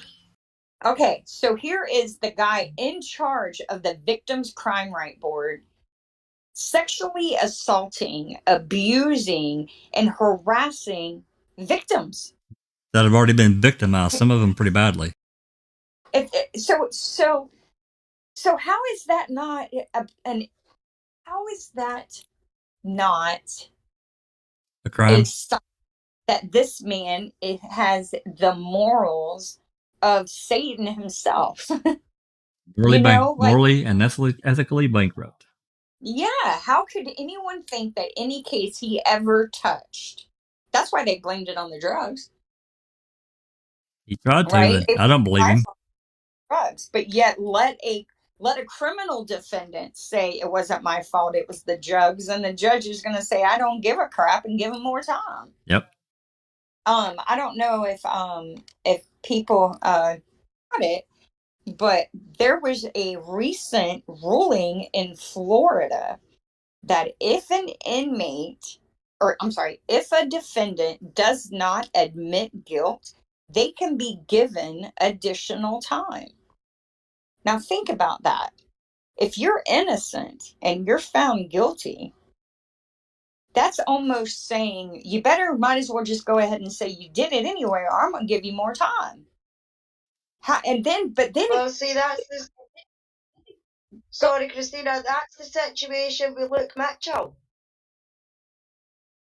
In the case that I do, he got a minimum of 20 years, but just because he does those 20 years doesn't mean to say that he's going to get out, because over here, you have to admit your wrongdoing, but you also have to take, like, courses, like anger management and thinking into society and everything like that. They'll do that here too. But he is innocent, and he's not going to admit, like Stephen, he's not going to admit to something that he didn't do. So that means, and he said it himself from behind bars, if that means I have to stay in here for the rest of my life, then I'll stay in here for the rest of my life, because I'm not going to admit to something that I didn't do. No, because it's like an excuse for them not to keep looking for who really harmed her. It's so frustrating. I could not imagine being wrongfully convicted, trying to prove my innocence from behind prison walls. I could not imagine. I have the utmost respect for anyone who survives decades in prison wrongfully. I truly do. Like, that they are a stronger person. Like Brendan Dassey, people like to make fun of him because he's low IQ, because he was able to be coerced into this false confession. That kid has the heart of gold, right? He is still a genuinely happy person. And it seems like he's not lost a song of his heart. I mean, I'm sure he gets depressed at times, but no. Susan's asking, has anything happened with that judge that resigned, Christina? Any charges, etc.? I think her headphones are running low. That's why she's put it in chat. Okay, I think she's talking about Brett Blamé, the Wisconsin juvenile court judge and former spokesperson for Cream City Foundation, a charity in Madison, Wisconsin. And I just love to say that name when I talk about him, because he was caught and charged with 27 counts of possession of child pornography that was so graphic, so violent, and so depraved that I cried the first time I read the charging document. We're talking about toddlers, children prepubescent ages, and we're talking about videos of them being horrifically violated. All right, and that's all I'm going to say about it. And he took a plea. It's either 6 or 8 years. I think it was 8. I put it in the chat. He took a plea for 8 years. Now, what's interesting about that case is there was actually 2 cases simultaneously. There was state charges and then there was federal charges, because the original case originated in Minnesota, because the tip came into the Minnesota what's it called? I just said it. Missing and Exploited Children Clearinghouse. And yet when I wrote Minnesota, there's no responsive records on this case. And Wisconsin has only provided the things they've released publicly. their reason for not giving me everything was it was an ongoing case, but he had already pled and was only awaiting sentence, or actually he had already been sentenced by the time they responded. So I wrote them back wanting more, or wanting the rest of it, because I want the original reports, and that should be public information. And they won't give it up. They haven't responded to me. But that case really bothers me. And the reason that case bothers me is at the time of his arrest, and when they started announcing the federal charges, one of the Wisconsin Court of Appeals judges, who was who ruled on Avery's 2009 appeal, and also was part of this last decision, resigned. Paul Riley. He just resigned out of the blue. And if you look into Paul Riley, he is on the surface completely different than Brett Blame. But in fact, they live really close to each other. And I wonder if there's not, it just makes you wonder. It's small circles. Who else is Brett Blame going to trade hardcore child porn to, right? He's not going to be trading it with, Uncle Joe in the Kentucky Hills. He's going to be trading it with other sick minds who he runs in. And I just always thought it was interesting that Paul Riley resigned. Governor Evers was not, it was in the middle of his term. Governor Evers was not prepared for his resignation. And even months after the resignation, he was making public want ads trying to find someone to fill his seat. So it's an interesting case, and they're not forthcoming with the information. So I don't know. But yeah, he got 8 years. I'm pretty sure it was 8 years for it. And each of those, and he lost his iPhone. That's all we got. And when I say graphic and violent, I mean it's this kind of stuff that, that nightmares are made of for children. And he basically got a slap on the wrist. He gets maximum game time, and I don't believe he'll be on the sex offender registry either. So, pretty sad.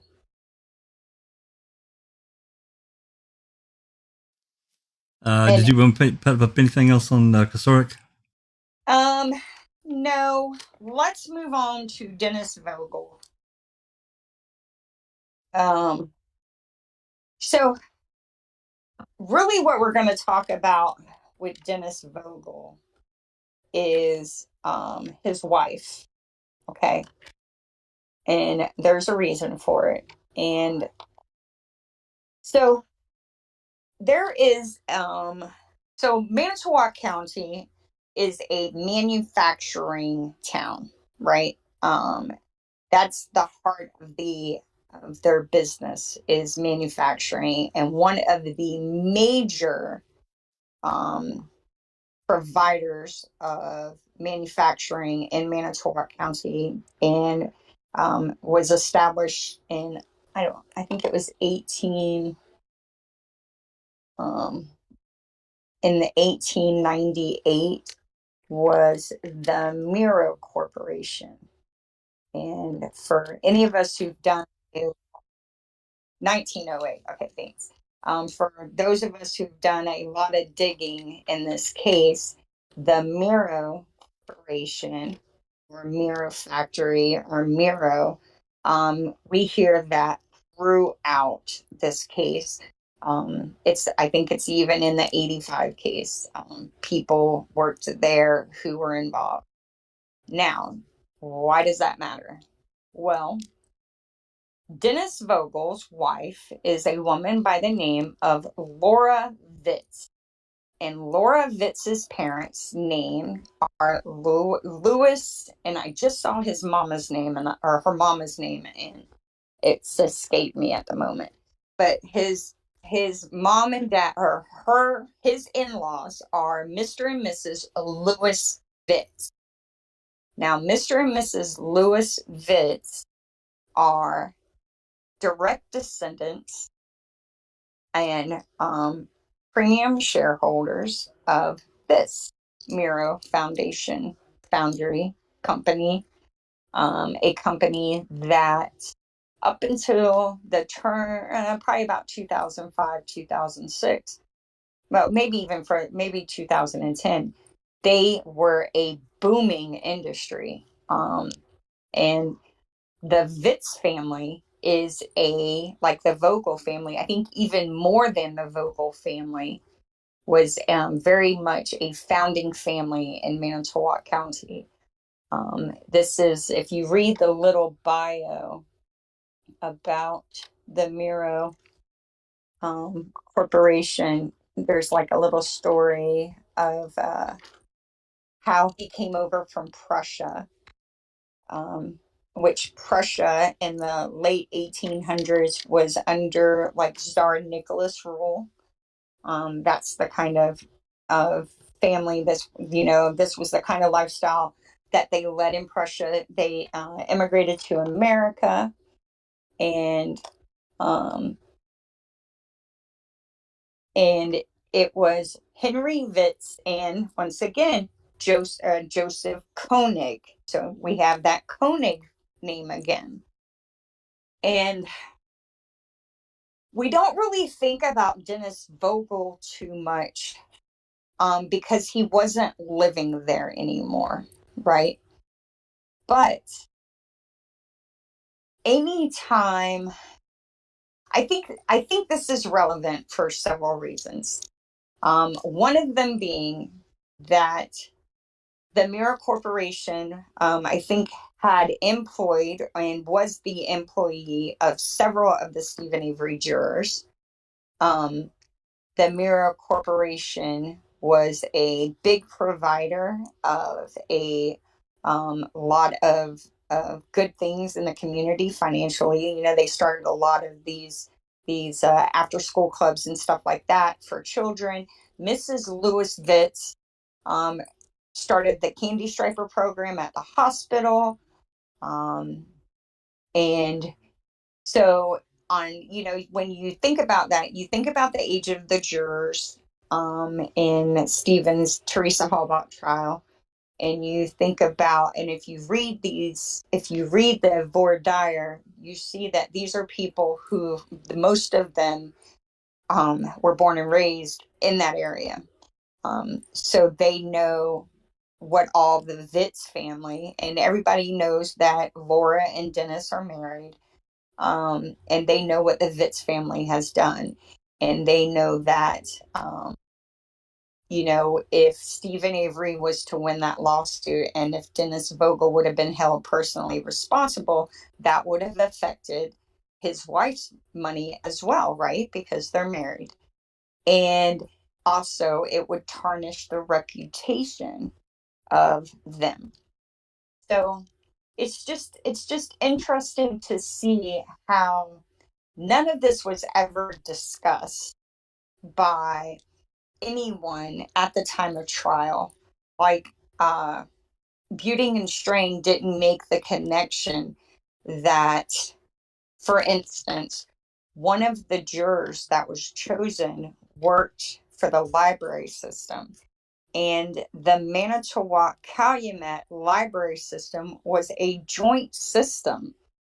So they had a library that was paid for by both county governments. So this person was selected to be on the jury, but if a negative settlement would have happened for Manitowoc County, this person would have personally felt that would have taken from her passion, which was libraries, right? Because when you have to pay out these large settlements, you start cutting back on the things that benefit, or on the extras and not the necessities. I find it interesting. Well, I have to wonder if Glenn and Kelly were aware of the deep pockets of the Vitz family. They're from that area. They seem like they really. I would have loved to have heard Dennis Vogel depositioned, right?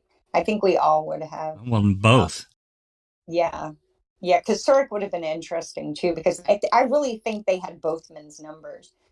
But and another thing I wanted to bring up about this was we always kind of thought that Kocourek kind of pressured Vogel into prosecuting Stephen instead of Gregory Allen. I don't think that happened. I think Dennis Vogel has been an egotistical, self-absorbed power player from the beginning, and he doesn't do anything unless he wants to, right? Because he comes from wealth. His family is wealthy too. His family, the Vogels, are, as I've mentioned, they are one of the founding families. They're in that book that goes back to the early 1800s. They have successful farms. Unlike the Kocourek, their father didn't lose their farm. They've made it flourish and turned it into much larger issues. Another interesting thing I ran across is one of the Vogels went to school and was instrumental in getting pesticides used, like these chemical pesticides, which we all know now are so bad for you. They had a distribution plant tank holding facility set up in Manitowoc to service all the farms in the area. Now think about that. You know, who knows what I'm not saying it was dangerous pesticides, but we know what was going on our food in the 80s, right? We know that they were putting things in there that were just bad for us. And so if this is going on all the food, you know, what kind of damage have they done to people? And it was just something interesting I thought about. They seem to be living in Arkansas now, Mr. and Mrs. Vitz. They are in their early 90s. Both of them are still alive. And you know what's interesting? Another interesting thing is Louis Vitz, the father of Laura, Dennis Vogel's wife, he kind of disappears. He phases out of media. She's mentioned a lot. She's very active in charities and things like that. But he ran for school superintendent. He was elected leader. I think he founded the Boy Scouts in Manitowoc County. He was the president of the Elks Club. He was the president of the JCs. And then he kind of he's just not talked about. He's not mentioned, you know, very much in the newspaper at all. Now, Laura has a brother.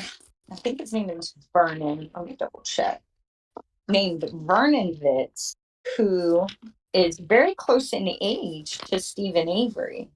And he was in the paper in 1999. You remember those wooden derby cars that kids would build Sure. in like this? Yeah. Well, he's in the paper. He built his kid one, and he was winning like all the derby events with it. But and he isn't really mentioned too much after 2005 either. And I thought that was kind of interesting. Just some thoughts, some things I had come across. I just you know, I think about the database would be helpful. I'm gonna Well, have to. the thing about a database, you just have to look at, if you look at an Excel or a spreadsheet or each one of those blocks is a cell, and you can hyperlink things within the cell. You can actually create, like, let's just say you want to run your finances for each year, and you can put all your week or monthly finances into this database, and you can link all those together and create another page for a year in summary, and then you can make that a book. You can also link a book, hyperlink a book to another page. I've seen some. I think I may have talked about this at some point, but basically in my real life profession, I worked in printing, and we had places I worked at had multiple presses. Well, one place I worked, we tracked production and we tracked downtime, uptime. We tracked a myriad of things to find out, always drive down where problem areas are. The spreadsheet that we had was extremely complicated. Some of these formulas were, oh my God, crazy long. Yeah. Because they hyperlinked from one place to another area within the spreadsheet to show something else, or you could hyperlink back to it. You can create, what my point being is that you can do all kinds of things, just with an Excel spreadsheet to create this, I think, this database that you're wanting to do on people. I think that's what you want. Well, yeah, what I would like to do is do like addresses, name, addresses, employment, and Profession. yeah, and then maybe like one other category. What would be like why they're in the case, like juror, or another interesting thing now that I'm thinking about that is the name of the person who was the best man at Tom Kocourek's wedding. He actually, his name was, it's listed as Alan Gerald Wells in the wedding announcement, but his name is he either goes by Gerald or his name is Gerald Allen. And he and his brother started a corporation. They also got some quick money in the 50s by using lawsuits, and you see that a lot with a lot of these people in this case, because they used to list when people would sue other people, and several of these people will come up in lawsuits. So it makes you wonder if these were like, I'm sorry, but claiming $20,000 worth of damage in 1954 just seems a little excessive, doesn't it? It's a massive, and 54, that's a massive amount of money. Yeah. Yeah, T1's got a comment. Wait, I'm a bit confused. The jurors might have been connected to Vogel, but the civil suit was already settled. They couldn't be affected by it once the trial started. So are you suggesting a grudge? Oh, not so much a grudge as a bias, right? So these people look at the Vogels, the Vitts, the Kocoureks, as people who have protected the community, who have provided for the community, who have done good for the community. And Stephen Avery, I personally don't believe anything that's ever been alleged about Stephen Avery by anyone. All right. Unless, besides what he's pled guilty to, that's it, right? Because we know that they have fabricated police reports to make Stephen look like a serial assaulter of women. Well, they've also done lies of omission as well. They've left important, relevant stuff out. And I don't believe the Sandra Morris claim that he was trying to sexually assault her. I don't believe he ever masturbated in 40-degree weather at 4 o'clock or 5 o'clock in the morning while she was driving down a road with no street light. That's a Gregory Allen MO. I'm sorry, it is. Yeah, her husband was coming home talking about Gregory Allen's crimes, and she went to the bar, got drunk, and decided she was going to pick at Stephen because he didn't get prosecuted for the Ramona for breaking into the Marcel trailer, because Allen, his dad, paid for the damage because it was only a busted door frame, and they got all the stuff back. Which is what you call restorative justice, which is a great program to help prevent crime. Because if you look at it, Stephen had started after his dad got him out of trouble. Then Stephen never really got in trouble except for the Sandra Morris thing, and she brought that on herself. She caused that. Yeah, she was the barfly. Yeah, she instigated that. He did not target her. She targeted him. He just reacted poorly because, he's a young, uneducated, low IQ kid who has no experience with dealing with that. So he thought, I'll scare her into leaving me alone. Well, that's just how, a lot of times that's how people in rural areas react. They just immediately they get so mad they blow their top and do something stupid like he did. Yeah, well, she was bad mouthing him all about the bloody tune. I mean, absolutely, she was. You know what I mean? Yeah, and saying awful things. But and then Manitowoc goes and they fabricate.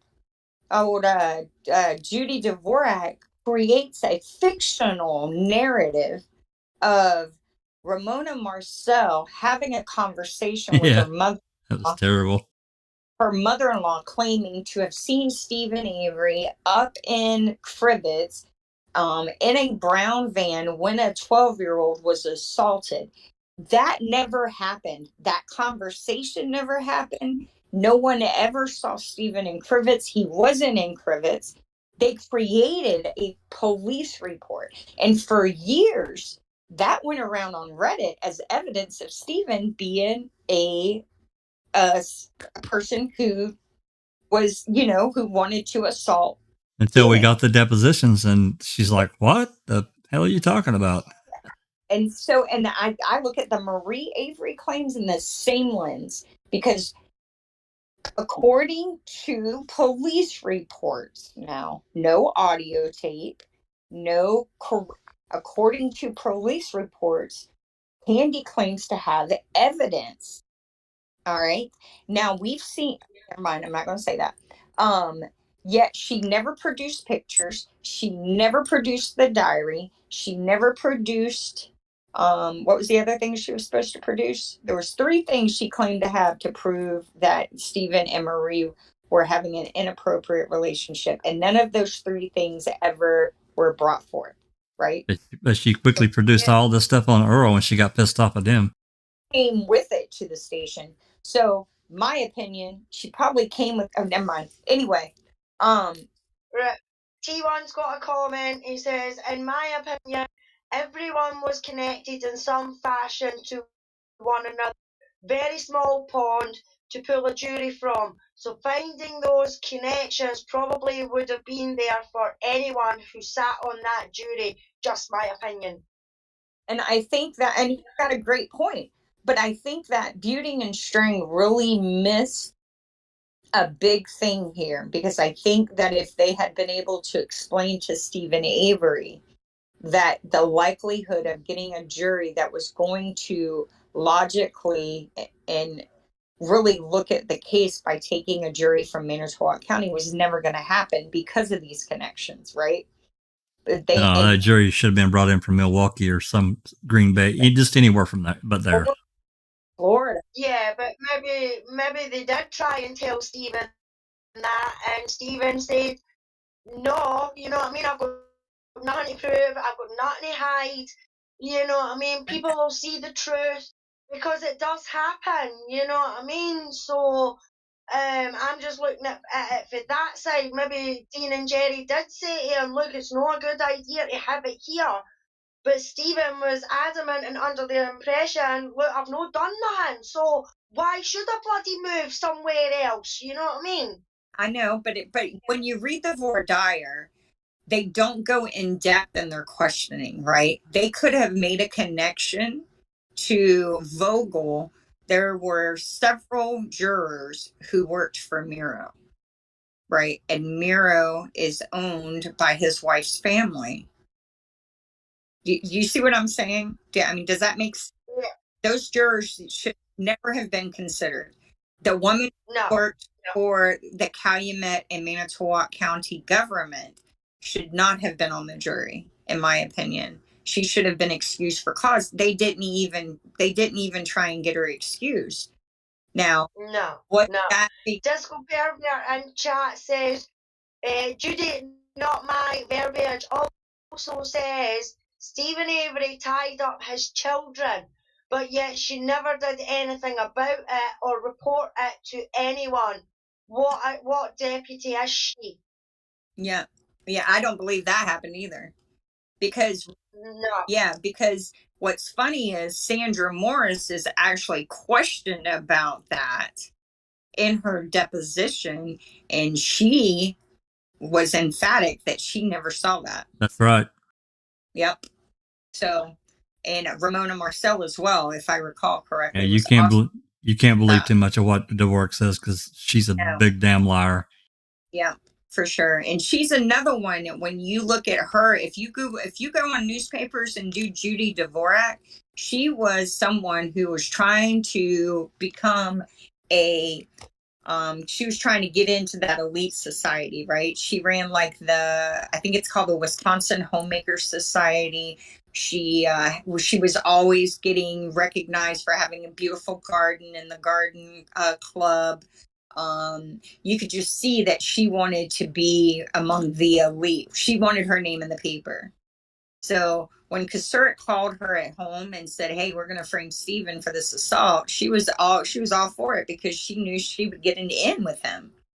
She didn't think twice about it. She didn't like him because Stephen was her neighbor, and I'm sure Stephen's idea of a clean yard and Judy Dvorak's idea of a clean yard did not mesh, right? No, not at all. So she probably hated driving by his house because it just took away from the beauty of hers. So, yeah, the newspapers are an amazing resource to seeing what this town's vibe was like. Does that make sense? Absolutely. But you know, the bigger thing, I mean, it always, I'll say it always, since I really dove into this case, the 2005 case is driven all the way back to 85. It's all connected, every bit of it. Mm-hmm. Yep. And so back to the database. So those people that played soldier with Tom Kocourek, I want their names in the database because I want to be able to see if any of their names and addresses cross-reference with any of the names in the cases in 85 and 2005. It will be a lot of work. If I just need to learn how to set it up. And then every time I pull a report, and I want to do that for all of these things, right? I want to do it for all the Gregory Allen stuff. I want to do it for the Randall Mateus stuff. I want to do it for the Ricky H stuff. And if we just, if people want to help me, that would be great. But if they don't want to, or they can't, I understand that too. Well, it's basically learning how to write these formulas to do and make them. I mean, it's highly versatile.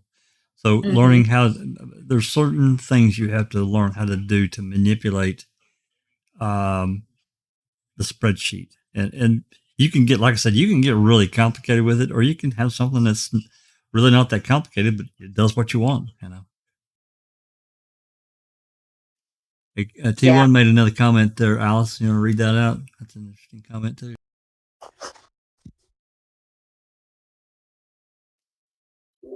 Yeah, sure. He says, but then again, jury was 7-3-2 during trial in favour of Stephen Avery. So who knows what the fuck happened during deliberation? Well, I personally think it was fear.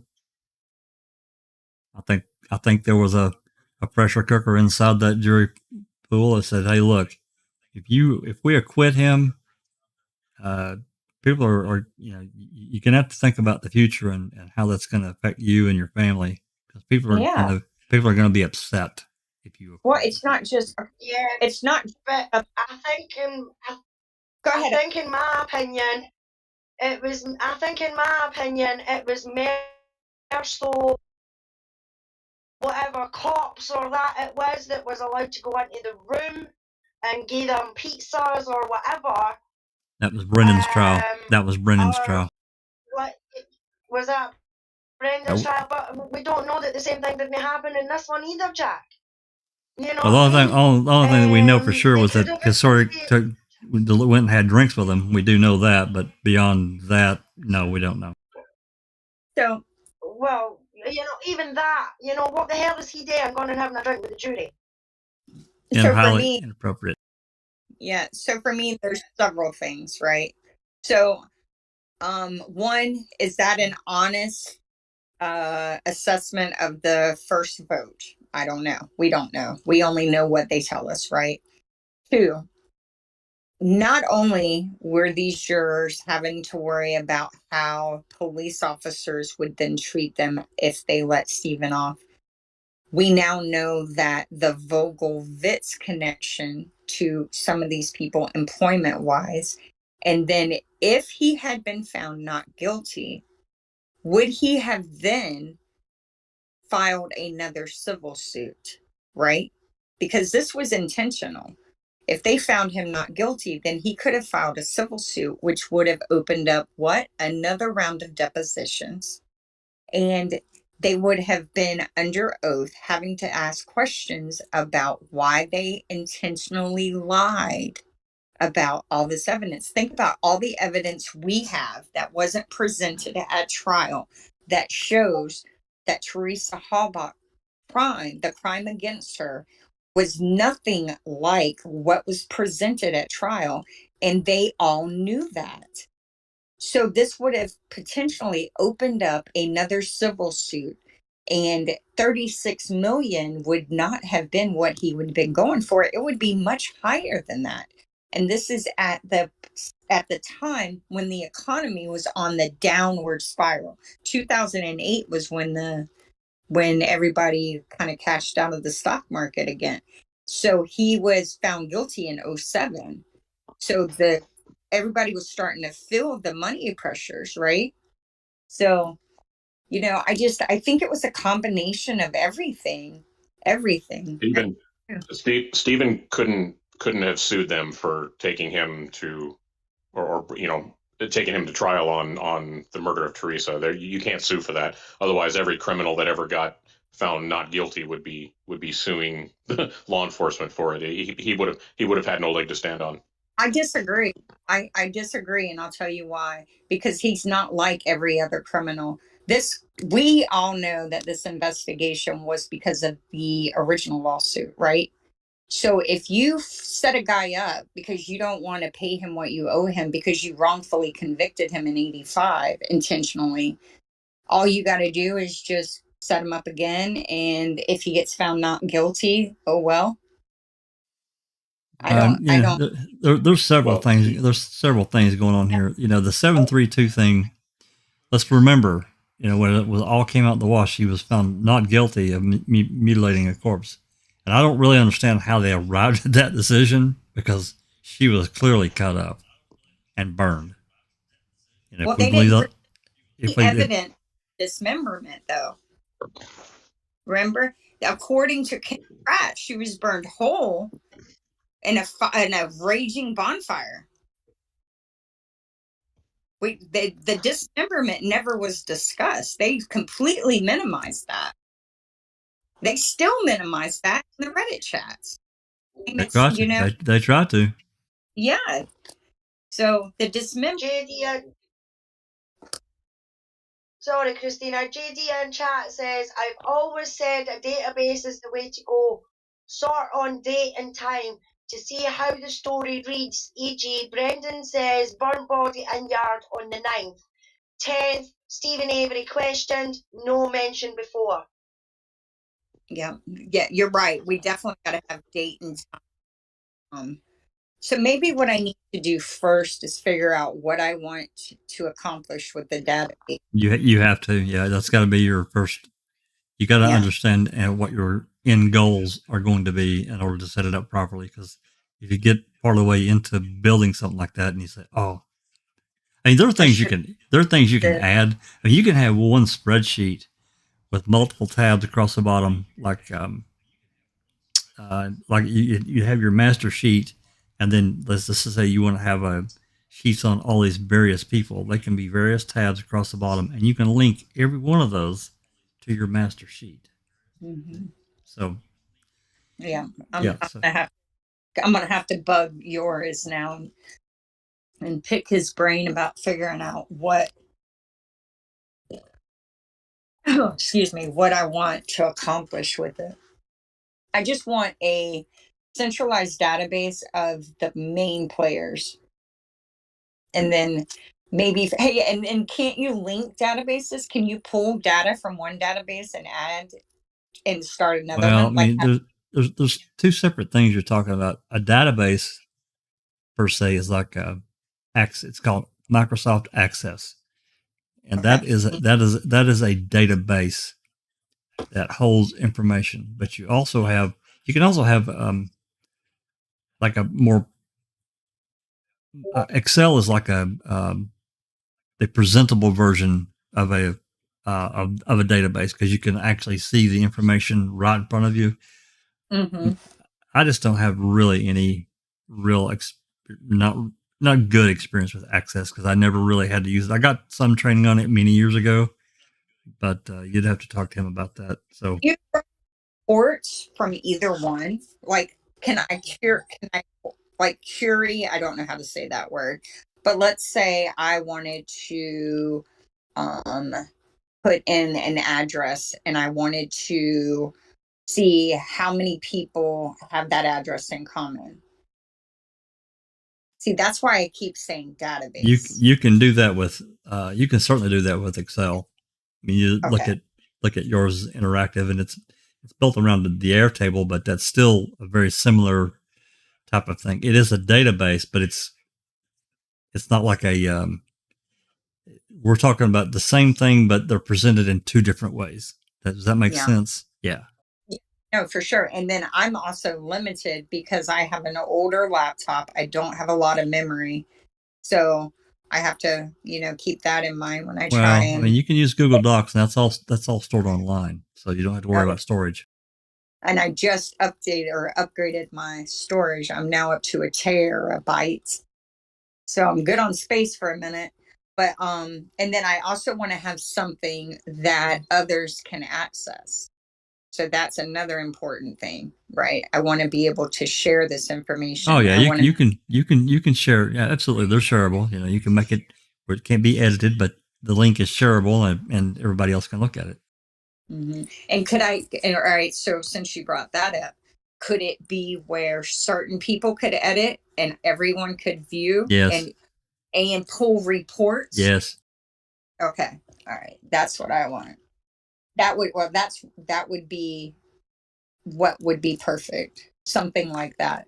Because let's say I want to be able to know how many times let's say an address where we know Gregory Allen was, and then we've been doing a lot of talk about Schindler's. An address that I know both Gregory Allen and a Schindler brother had both frequented. I want to know who else. Let's say I had all the data inputted. I want to be able to put that address in and know how many times it comes up.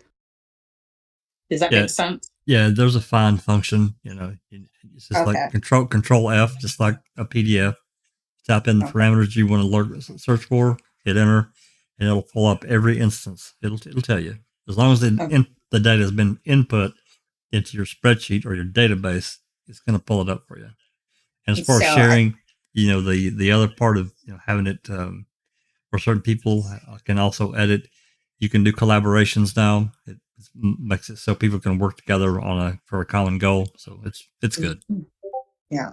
I think it would just be really fruitful for us. We would be able, I'm always talking about the more reports we have, the better able we are to establish a pattern, right? Well, see, you can even hyperlink reports to, the file play library or, Google Drive, whatever. You can hyperlink those. That way you can immediately go to it. It's right there. You don't have to go digging through a bunch of shit to get it. Yeah. Yeah. And I want all the information to be in one place where I can run a query or a find and access all of those things to see if a name or an address or a phone number, for instance. Right. Whatever your parameters are. Yep. Yeah. How many times that is and how many cases that comes up.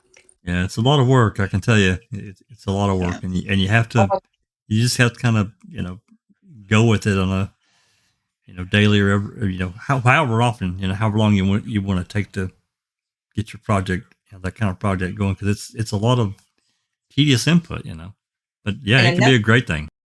Yeah, another thing that I was thinking would be helpful for all of us who write records requests is to have a centralized database for us to, when we write a records request, to go and log it so that people could see what we've requested, how we requested it, and what the response was.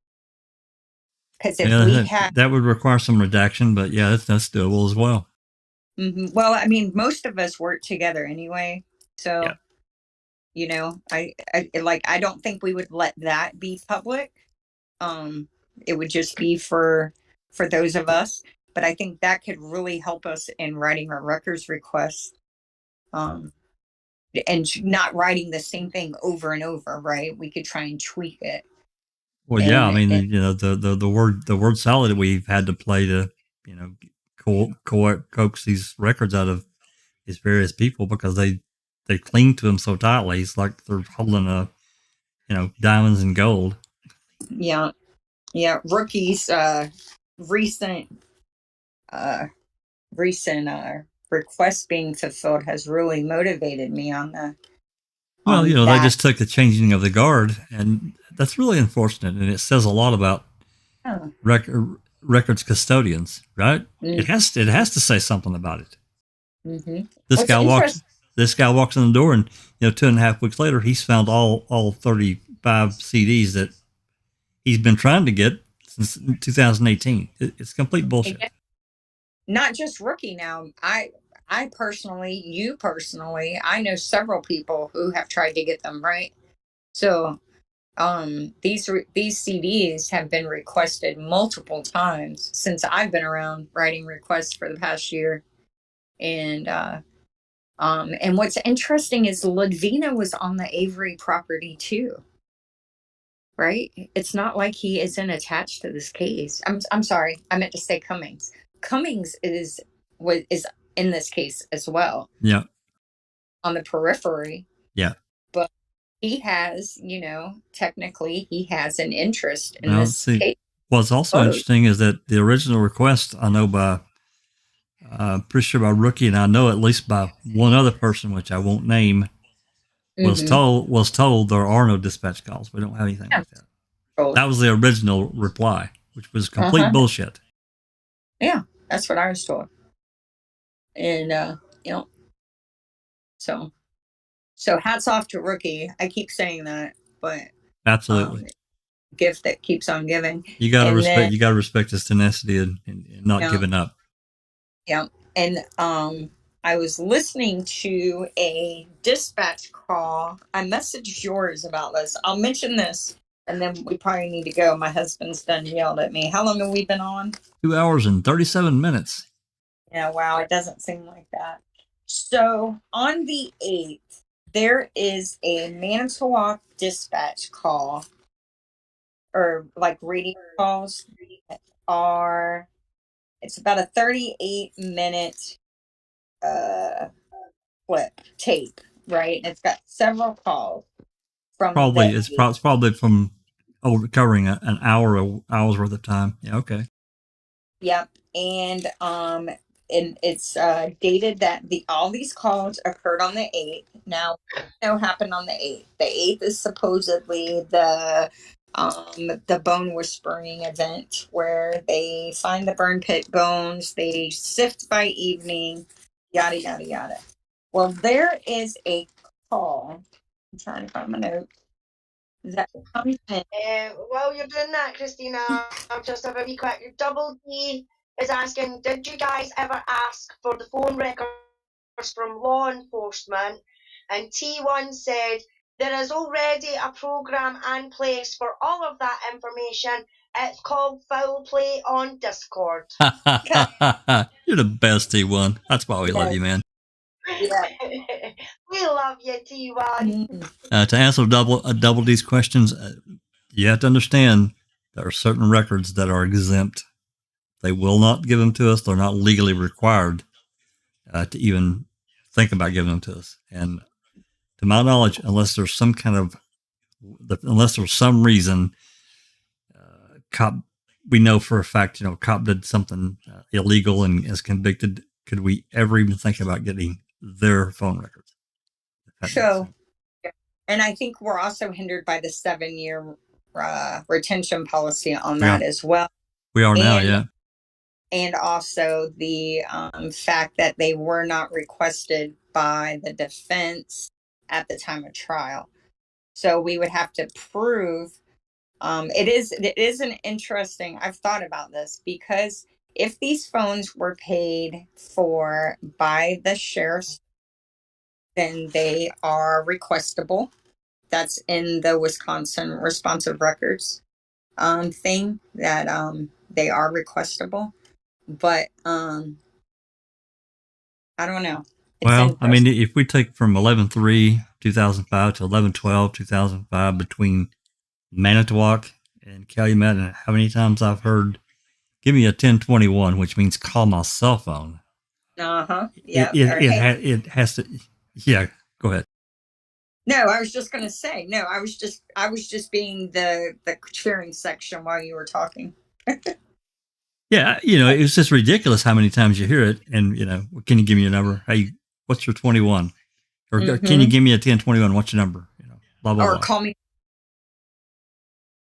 on code. Call me on code. That's right. Mm. We have another entry here, Clive. Tell everybody what's happening with the guy recommended by Ripper Jack as to how to sue the police and make it stick when requesting held records by police. I haven't heard anything, Clive. Hey, speaking of Ripper though, do you have what's going on? Give me a update on the Kansas Community College, Highland Community College. Yep, on Highland. Yeah, there's not to speak about it too openly, but there's we've had some response to the open records request, and some adjustments had to be made simply from a cost standpoint. Okay. So, we're actually, I got this response a couple of days ago, so some decisions are going to have to be made as to how to reapproach this. Because, because I have a problem. Here's the problem. Let me just put this kind of in perspective. Let's just say I requested X, Y, and Z. Let's just say I requested emails from Wiegert, Amanda Bunnell, and one other person that works in that sheriff's department. Mm-hmm. Who makes between a certain date range? Who makes the decision on what to release and what not? If it's one person that is involved in the emails that I want, to me that has to go to a third party to make the decision, right? So that's kind of what's happened here, and I think there's other things that are going to be coming. Hopefully, not too long. I do know that. Go ahead. No, go ahead. I was going to say I know that Fox has continued to make some pretty dumb statements in the area there to various people. Yeah, no, not at all. And that's pretty much it. I mean, it's kind of a holding pattern to see where this is going to head. This federal lawsuit, something will give, though, guaranteed that. I find it interesting that they're trying to use cost to try and discourage you from getting records.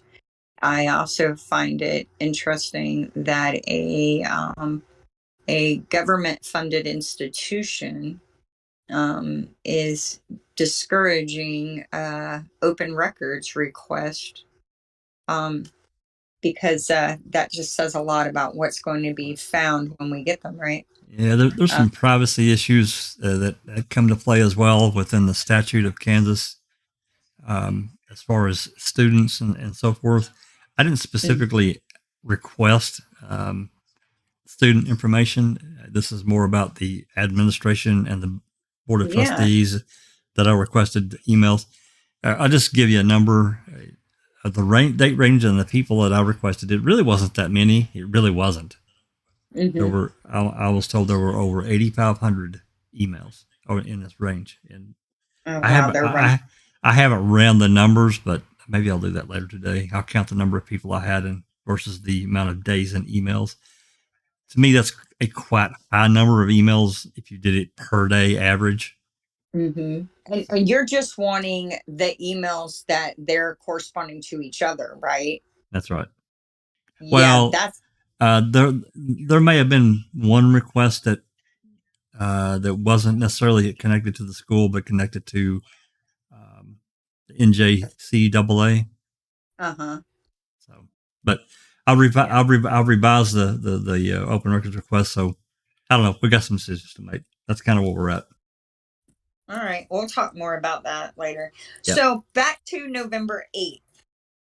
There is a call, and I believe from memory it is Jost to Shedder. And Jost is the bone whisperer, right? Because Jost and Sipple and Mignon figure out that what everybody else has been looking at is human vertebrae because of the honeycombing. All right. But anyway, there's a call that comes in, and Jost is saying to Shedder, there's a guy by the name of Tom Donovan here, and he's got that pump, that water pump y'all requested. Now, I was like, well, who the heck is Tom Donovan? And so I Googled him, and he is a guy who at that time worked for a firm out of Madison with an office in Appleton, who specialize in big name site work. Like, for instance, if somebody wanted to pump a pond to retrieve or see if there was items in it, that's who they would call. But we have no narrative for that. And this guy, when you hear the call, you'll see that this was a request for this guy to come out and do this job. And you can tell that, like, him putting it over the air was kind of odd. And it's also not for the silt pond on the property. It's for the quarry to the east. You found that. Forward it to him, and I'll make a key call out of it, key and detailed. I find that very interesting. And so I got to thinking, so this guy works for a vendor, correct? And he would have to be paid for his services. And so how do we get the bill? Because that's paid for by tax dollars. So that you request it to whatever county. Yeah, that's I don't know if they'll give it, but I think that's certainly requestable. Yeah, but I wonder if there's going to be any information on it that's going to help in destroying the bones in the burn pit narrative, because it's on the 8th. I don't know until we get it and can find a location. I mean, it may be nothing. It may be a nothing burger, but until we look at the record, and we don't know if we don't try. So anyway, I just thought that was interesting. I will forward you the call. And I'll make a key detailed call out of it. Yeah, and I'd like to hear others' thoughts on that, because I did find that interesting. That whole call, that whole 48-minute call or whatever, all of it on the 8th, along with what we now have in addition to that, is very interesting. Because we had these calls, and now we have that, because the video is a year old. So that group of calls have been out for a year that I was listening to. So if we take those calls and put them in sequence with the calls just released, I just wonder if it'll help to kind of destroy their narrative of finding bones in a burn pit. Well, the report would tell us probably even more. And just talking about the key calls, because, I keep adding to that list. And at some point, I've already talked to Zoe and yours about it. At some point, we're going to have to break that, because I think we're up to 40 something in that list now, and I'm fine with it. But for ease of finding things for a specific day, I really want to make a key calls for the fifth, third, maybe maybe they combine the third and the fourth because there's not that many. One for the fifth, one for the sixth, so etc. I agree. I'm so glad you said that because I was going to say that. I really think we need to start. So that'll be this. So back to Christina and her database. You know, I'm definitely hyper fixated on databases. So maybe that'll be your database, and then you can pull from there and start breaking them into the days and times, right? Because I think we need to put Calumet and Manitowoc together sequentially, if possible, for each day. Because then you can take that, and anytime there is a call or a radio transmission where they're talking about where they are, you can then compare it to what the official narrative is, and you can say, nope, right? This makes whatever they're saying is going on at that time impossible to have been done. Like the Sipple report of the 9th. Yeah. So bad. Oh my God. Yeah. And so that's a great idea. Well, the problem being, and you know, we don't want to have a playlist with 5 million playlists listed. The problem is that YouTube will not let you create like a master playlist and then have sub playlists below it. They just won't let you do it, unfortunately. So could we do something like that on the website? I don't know. I'm probably, yeah, the website would probably allow you to do it, to have a subcategory under key calls, and then under key calls, you have them divided up by day. And if we link to YouTube, it would still register to the YouTube channel. Yes. Which is important. Yes. But then it would also have them where we could listen to them sequentially and then be able to compare and contrast to the narrative. Correct.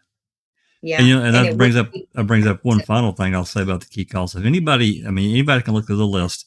If there's something, I'm continuing to add to it. I'm not done. I'm just saying, as we're going through, because there's going to be a lot more added. If anybody hears a call and they think it's important enough, and especially if you've got a date and a time when that call came in, because some of them we don't. We have a date and not a time, but we have a time range. That doesn't matter. If we can get it narrowed pretty close and you think it's important enough to be in the key calls list that's relevant to the case, send it to me, or, you know, Zoe or Christina, just one of it. It doesn't matter who, and they can get it to me and we can get it added. Yeah. Or and make sure to mention it on the video that you found it on too. Please. So give me a link and a time. That helps even more, so I can drive it down, because they're not hard to do. It just takes, they can be a little tedious. So yeah. Yeah. And one thing I've noticed for me, I can't listen to the calls and do something else, because it's difficult. Yeah. Yeah, it really is, because I'll miss something. I'll end up listening to the same 2 minutes of calls. If I'm trying to write an article or do Reddit work or whatever, I have to end up stopping what I'm doing on the laptop and listening to the call, because you have to find out who's talking and what they're saying. That's right. And all that. And then you got to note it in the video. One other thing I'll say about that, that video that I'm talking about, is several of those calls we know are occurring before 9 a.m. on the 8th, because they're discussing the Manitowoc Highway Department bringing equipment to a location east of Stephen Avery's, and they're not due to be there until 9 a.m. Interesting. So it'll help to time the calls prior to that, right? I was thinking that was important. Yeah, we really want date and time if we can get it. You know, it's kind of one of the conditions that we talked about before the launching of these key calls. But even if we have a date and a time range, a lot of times that's workable. So we've got a few like that. Yeah, especially if it's before 9 a.m. because, you know, you only have so many hours before 9 a.m. where you can do anything, right? Right. So, but yeah. Anyone else got anything?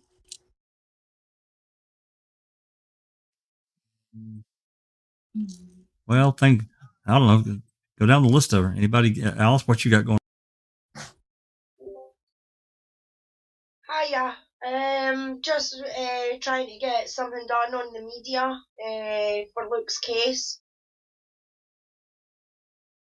And speaking of the devil, there has been, for my next live, and speaking of the devil himself, as to say, there is an article being printed today, because an MP here who's running for office said a wee while ago that she thinks Luke's innocent. And you can just imagine the headline, Jodie Jones' family hits out at Tory politician after she backs Luke's Mitchell's freedom. Alice, just briefly explain what an MP is. MP is a member of parliament. So like your governors and things like that, you know. Gotcha. We have the Scottish Parliament and Westminster Parliament, and an MP is a member of parliament. So she's a politician. Gotcha. And she made a Facebook a post a wee while ago about Luke's case.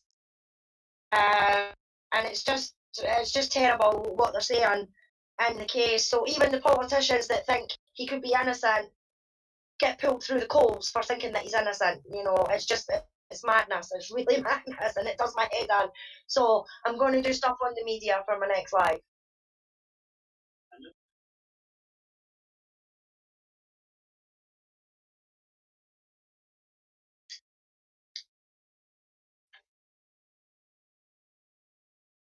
Yeah, I did a video on some of them, and I've managed to get copies of some of the headlines and things like that. If you zoom in, you can see the date on them, but that's the thing, a lot of them don't have a date. But he was reported in the papers for 9.5 months, and eight months of that period he was named, not as in Luke Mitchell, but the boyfriend this, the boyfriend that, the boyfriend's who's been raped, you know. No, I haven't.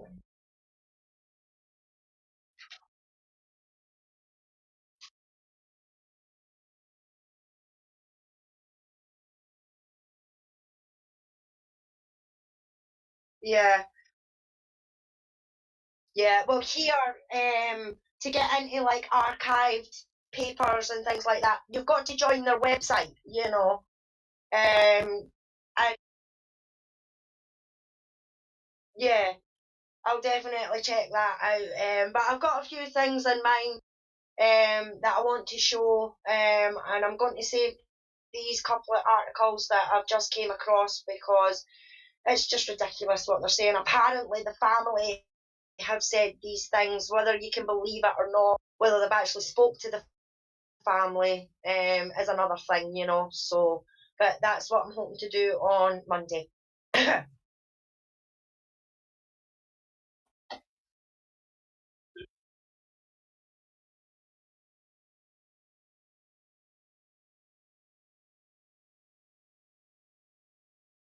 You know, I've listened to a few calls here and there. You know, I try to get on these discussions as often as I can. I'm really just kind of waiting to see what the next bullet is that Zellner's going to try to fire. You know, because that's really what everything is going to hinge on, at least in how we're going to go forward, and that, and waiting on Nyrider and Drizzen to figure out what the hell they're going to do for Brendan. Yeah. Yeah, and then aside from that is keeping an eye on the Netflix Colburn lawsuit to see where that's going to go, because the Netflix having subpoenaed Griesbach's records for the information he used in his books could be fruitful if done the right way, especially since he refused to supply them. Other than that, no, it's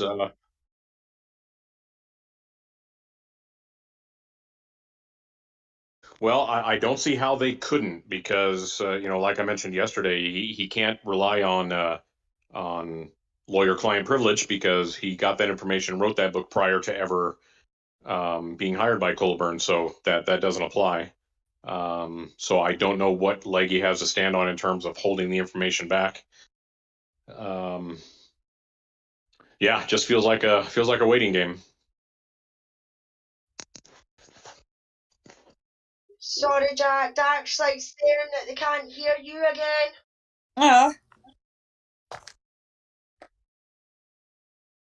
Yeah, I hear you. Yeah, Disco can't hear you.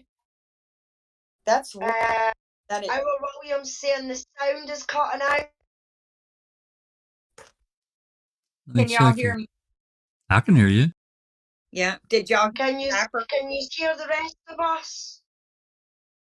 People on chat, can you hear the rest of us? Is it just Jack?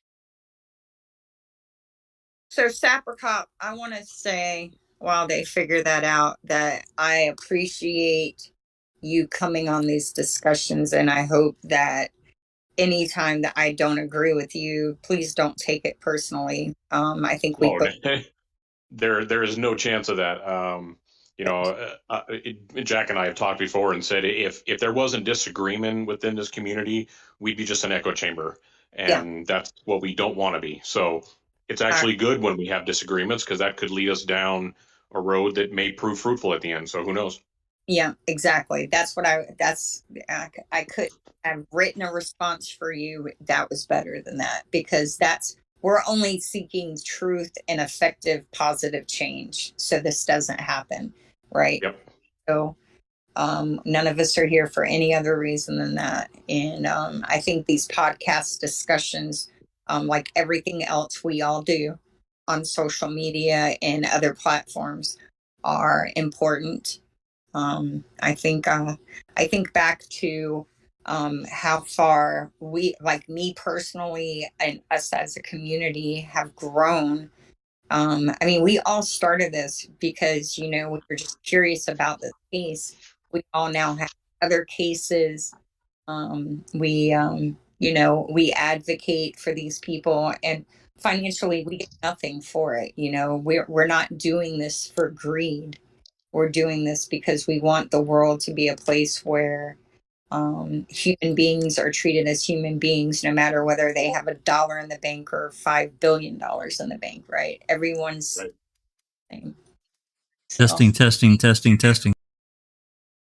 Yeah. They say that they can hear you now. Yeah, I'm coming through. I can hear it on my phone. Jack again? Yeah. It might have just been a glitch in the matrix, right? For that.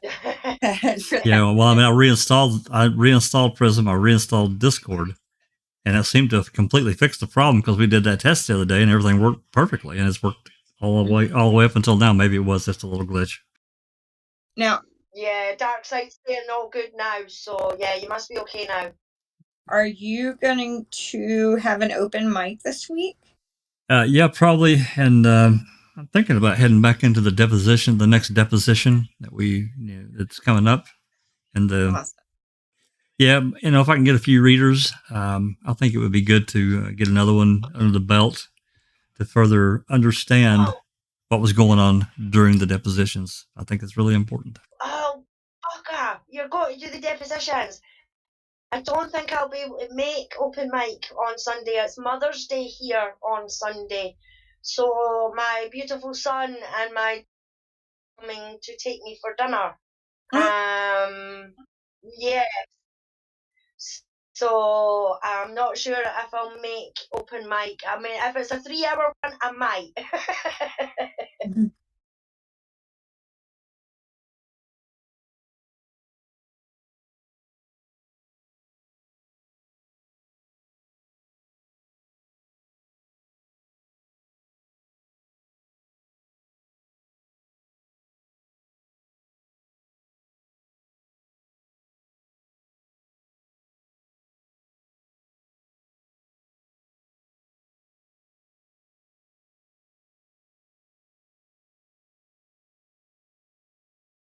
Oh.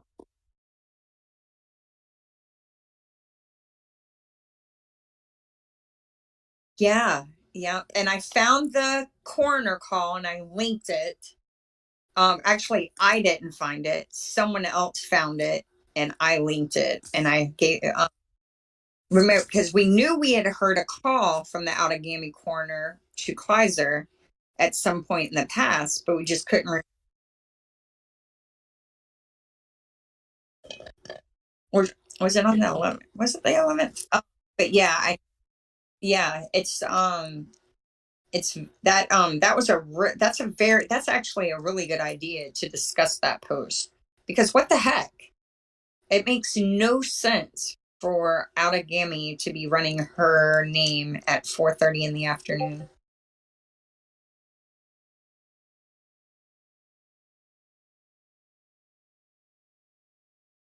Mm-hmm. No, no, no, because I had sent records requests when I came across that coroner call. I sent a records request then for any records regarding Stephen, Brendan, or Teresa. I just sent in another records request specific to that call with a link to the call, because why not, right? Because there's something fishy going on there for sure. Even the way he talks about it, you could tell that he almost felt like he had said too much.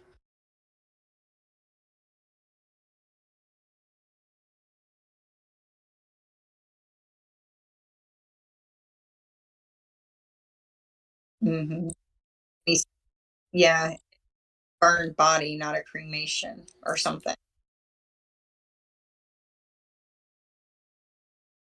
Mm-hmm.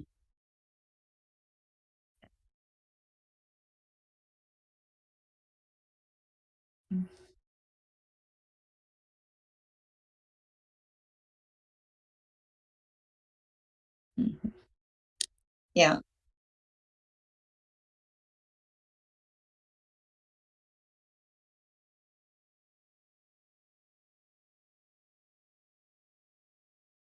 Yeah, that would be, I think that's actually a really good discussion. I think we should really talk about that. So I am, or yeah, Petrichor girl. That's who wrote it. She's a phenomenal researcher too. She's very detail oriented. She lays out her facts really well. And I'm pretty sure she's the one that's been down this yes. And what's that guy's name that's connected to Jim Breyer. Yeah, she's been on him for a hot minute, right? And just the way there's some weird weird shit. There's some weird shit going on there. There's no doubt about it. Yeah, how the organization was shut down and then reopened, how he was investigated for fraud and then cleared, and of course who investigated him? Good old Deb Strauss. Yeah, that all of that is weird. That would be a great open mic, actually. Yeah, I don't disagree. I mean, yeah, maybe I'm leaning toward that. Probably want to talk about that because she was on that for a while too. Well, she shared all of her documentation with Foul Play. It's in the library, so she was really good, really good about that. And I did DM her and asked her, and she said she'd be glad to share that with Zoe. So I think Zoe's already got that in the database in the library. So good to know. Yeah, definitely. I'll have to check out what else she got. Hey, speaking of which, is Zoe, what do you got going on? Yeah. Me. Yeah, you. Boss. Oh, I was just gonna go to bed. I have nothing going on. I'm just playing around with the graphics for the merch. Ooh, yeah. You guys have done such a wonderful job with that. Oh my God. You and Susan both have just nailed it. Hey, Zoe, you're always so quiet. I forgot you were here. What do you think about anything I talked about today? Because I know I came across some stuff you had dug up on both of these men. So I know you've been digging on them for years too. What do you think about any of this? Is any of this news? Does any of it make you think anything differently? Does any of it strike you as odd? What exactly do you mean? The Tom Kocourek and Dennis Vogel stuff that we just talked about. I know that you've been they are so fishy, especially the Vogel guy. He's so strange. Yeah. How he hid things on Gregory Allen and stuff. Everything was so strange. It's just, I don't know. Yeah, I've been digging. Well, I've been digging on them and went through stuff, but you know, it's been like 2 years since I've done that, and I forgot so many things, and I remember them when I hear them. You know, it's like in school when you learn things, and if you stop learning, you just forget, because everything with foul play, like with YouTube and Discord and everything that's around foul play has been there was so much, or there is so much to do. I don't have the time anymore to do like a little bit of researching and stuff. So I really did forget a lot of things, but I do still remember some tiny things. And when I hear them, I'm like, oh yeah, I read that somewhere. So but the Vogel guy, the Dennis Vogel, he reminds me of Mr. Burns from The Simpsons. Absolutely. Does he look like Mr. Burns? Perfect. Like the evil little thing with the big nose. Give me your Smithers. We'll get that Simpson. Smithers. And I think that it was you where I found that his dad moved to Michigan or something. And we threw him right the hell back out. Yeah. I mean, why would he move to Michigan when his family was so well established in Manitowoc? And then you have both the Vitts, we didn't even really talk about it. Laura and Dennis Vogel lived in Minnesota, and they lived in the same community where Gregory Allen was known to frequent. And I always thought that was weird. We didn't really discuss that. But I finally came across Dennis Vogel's mom's maiden name, and I'm going to do some digging on that and see if that goes anywhere. And who else was it that I came across? I'm trying to find Tom Kocourek got remarried after his wife died. He's got a new wife now. I want to know her name. Yeah, right. I feel bad for her. That man has no soul. Like he feels nothing. I don't think either one of them feel anything personally. It wouldn't surprise me to learn that Tom Kocourek's dad had some kind of drug or alcohol addiction. I was discussing with Jenks when people started dying and Harold Kocourek is listed as a relative of the deceased. Every time he's listed, he has another address. I think says her name is Elizabeth. Elizabeth. Okay. Yeah, I just want to see where she came from, how she entered into the picture.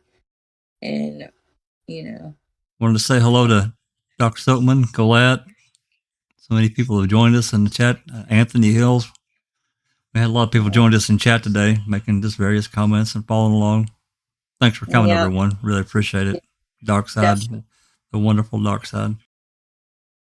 Definitely. I genuinely appreciate all of you. And so I guess with that, we have Linda's live was canceled tonight. So tomorrow is Brendan Talks on Friday, and Dr. Silkman's Uncle Ken on Saturday. Reading with Uncle Ken. Yep. And then, that's right. Yeah. And so, thank you everyone for being here, and we appreciate it. And We will see you next week. This has been a Foul Play production.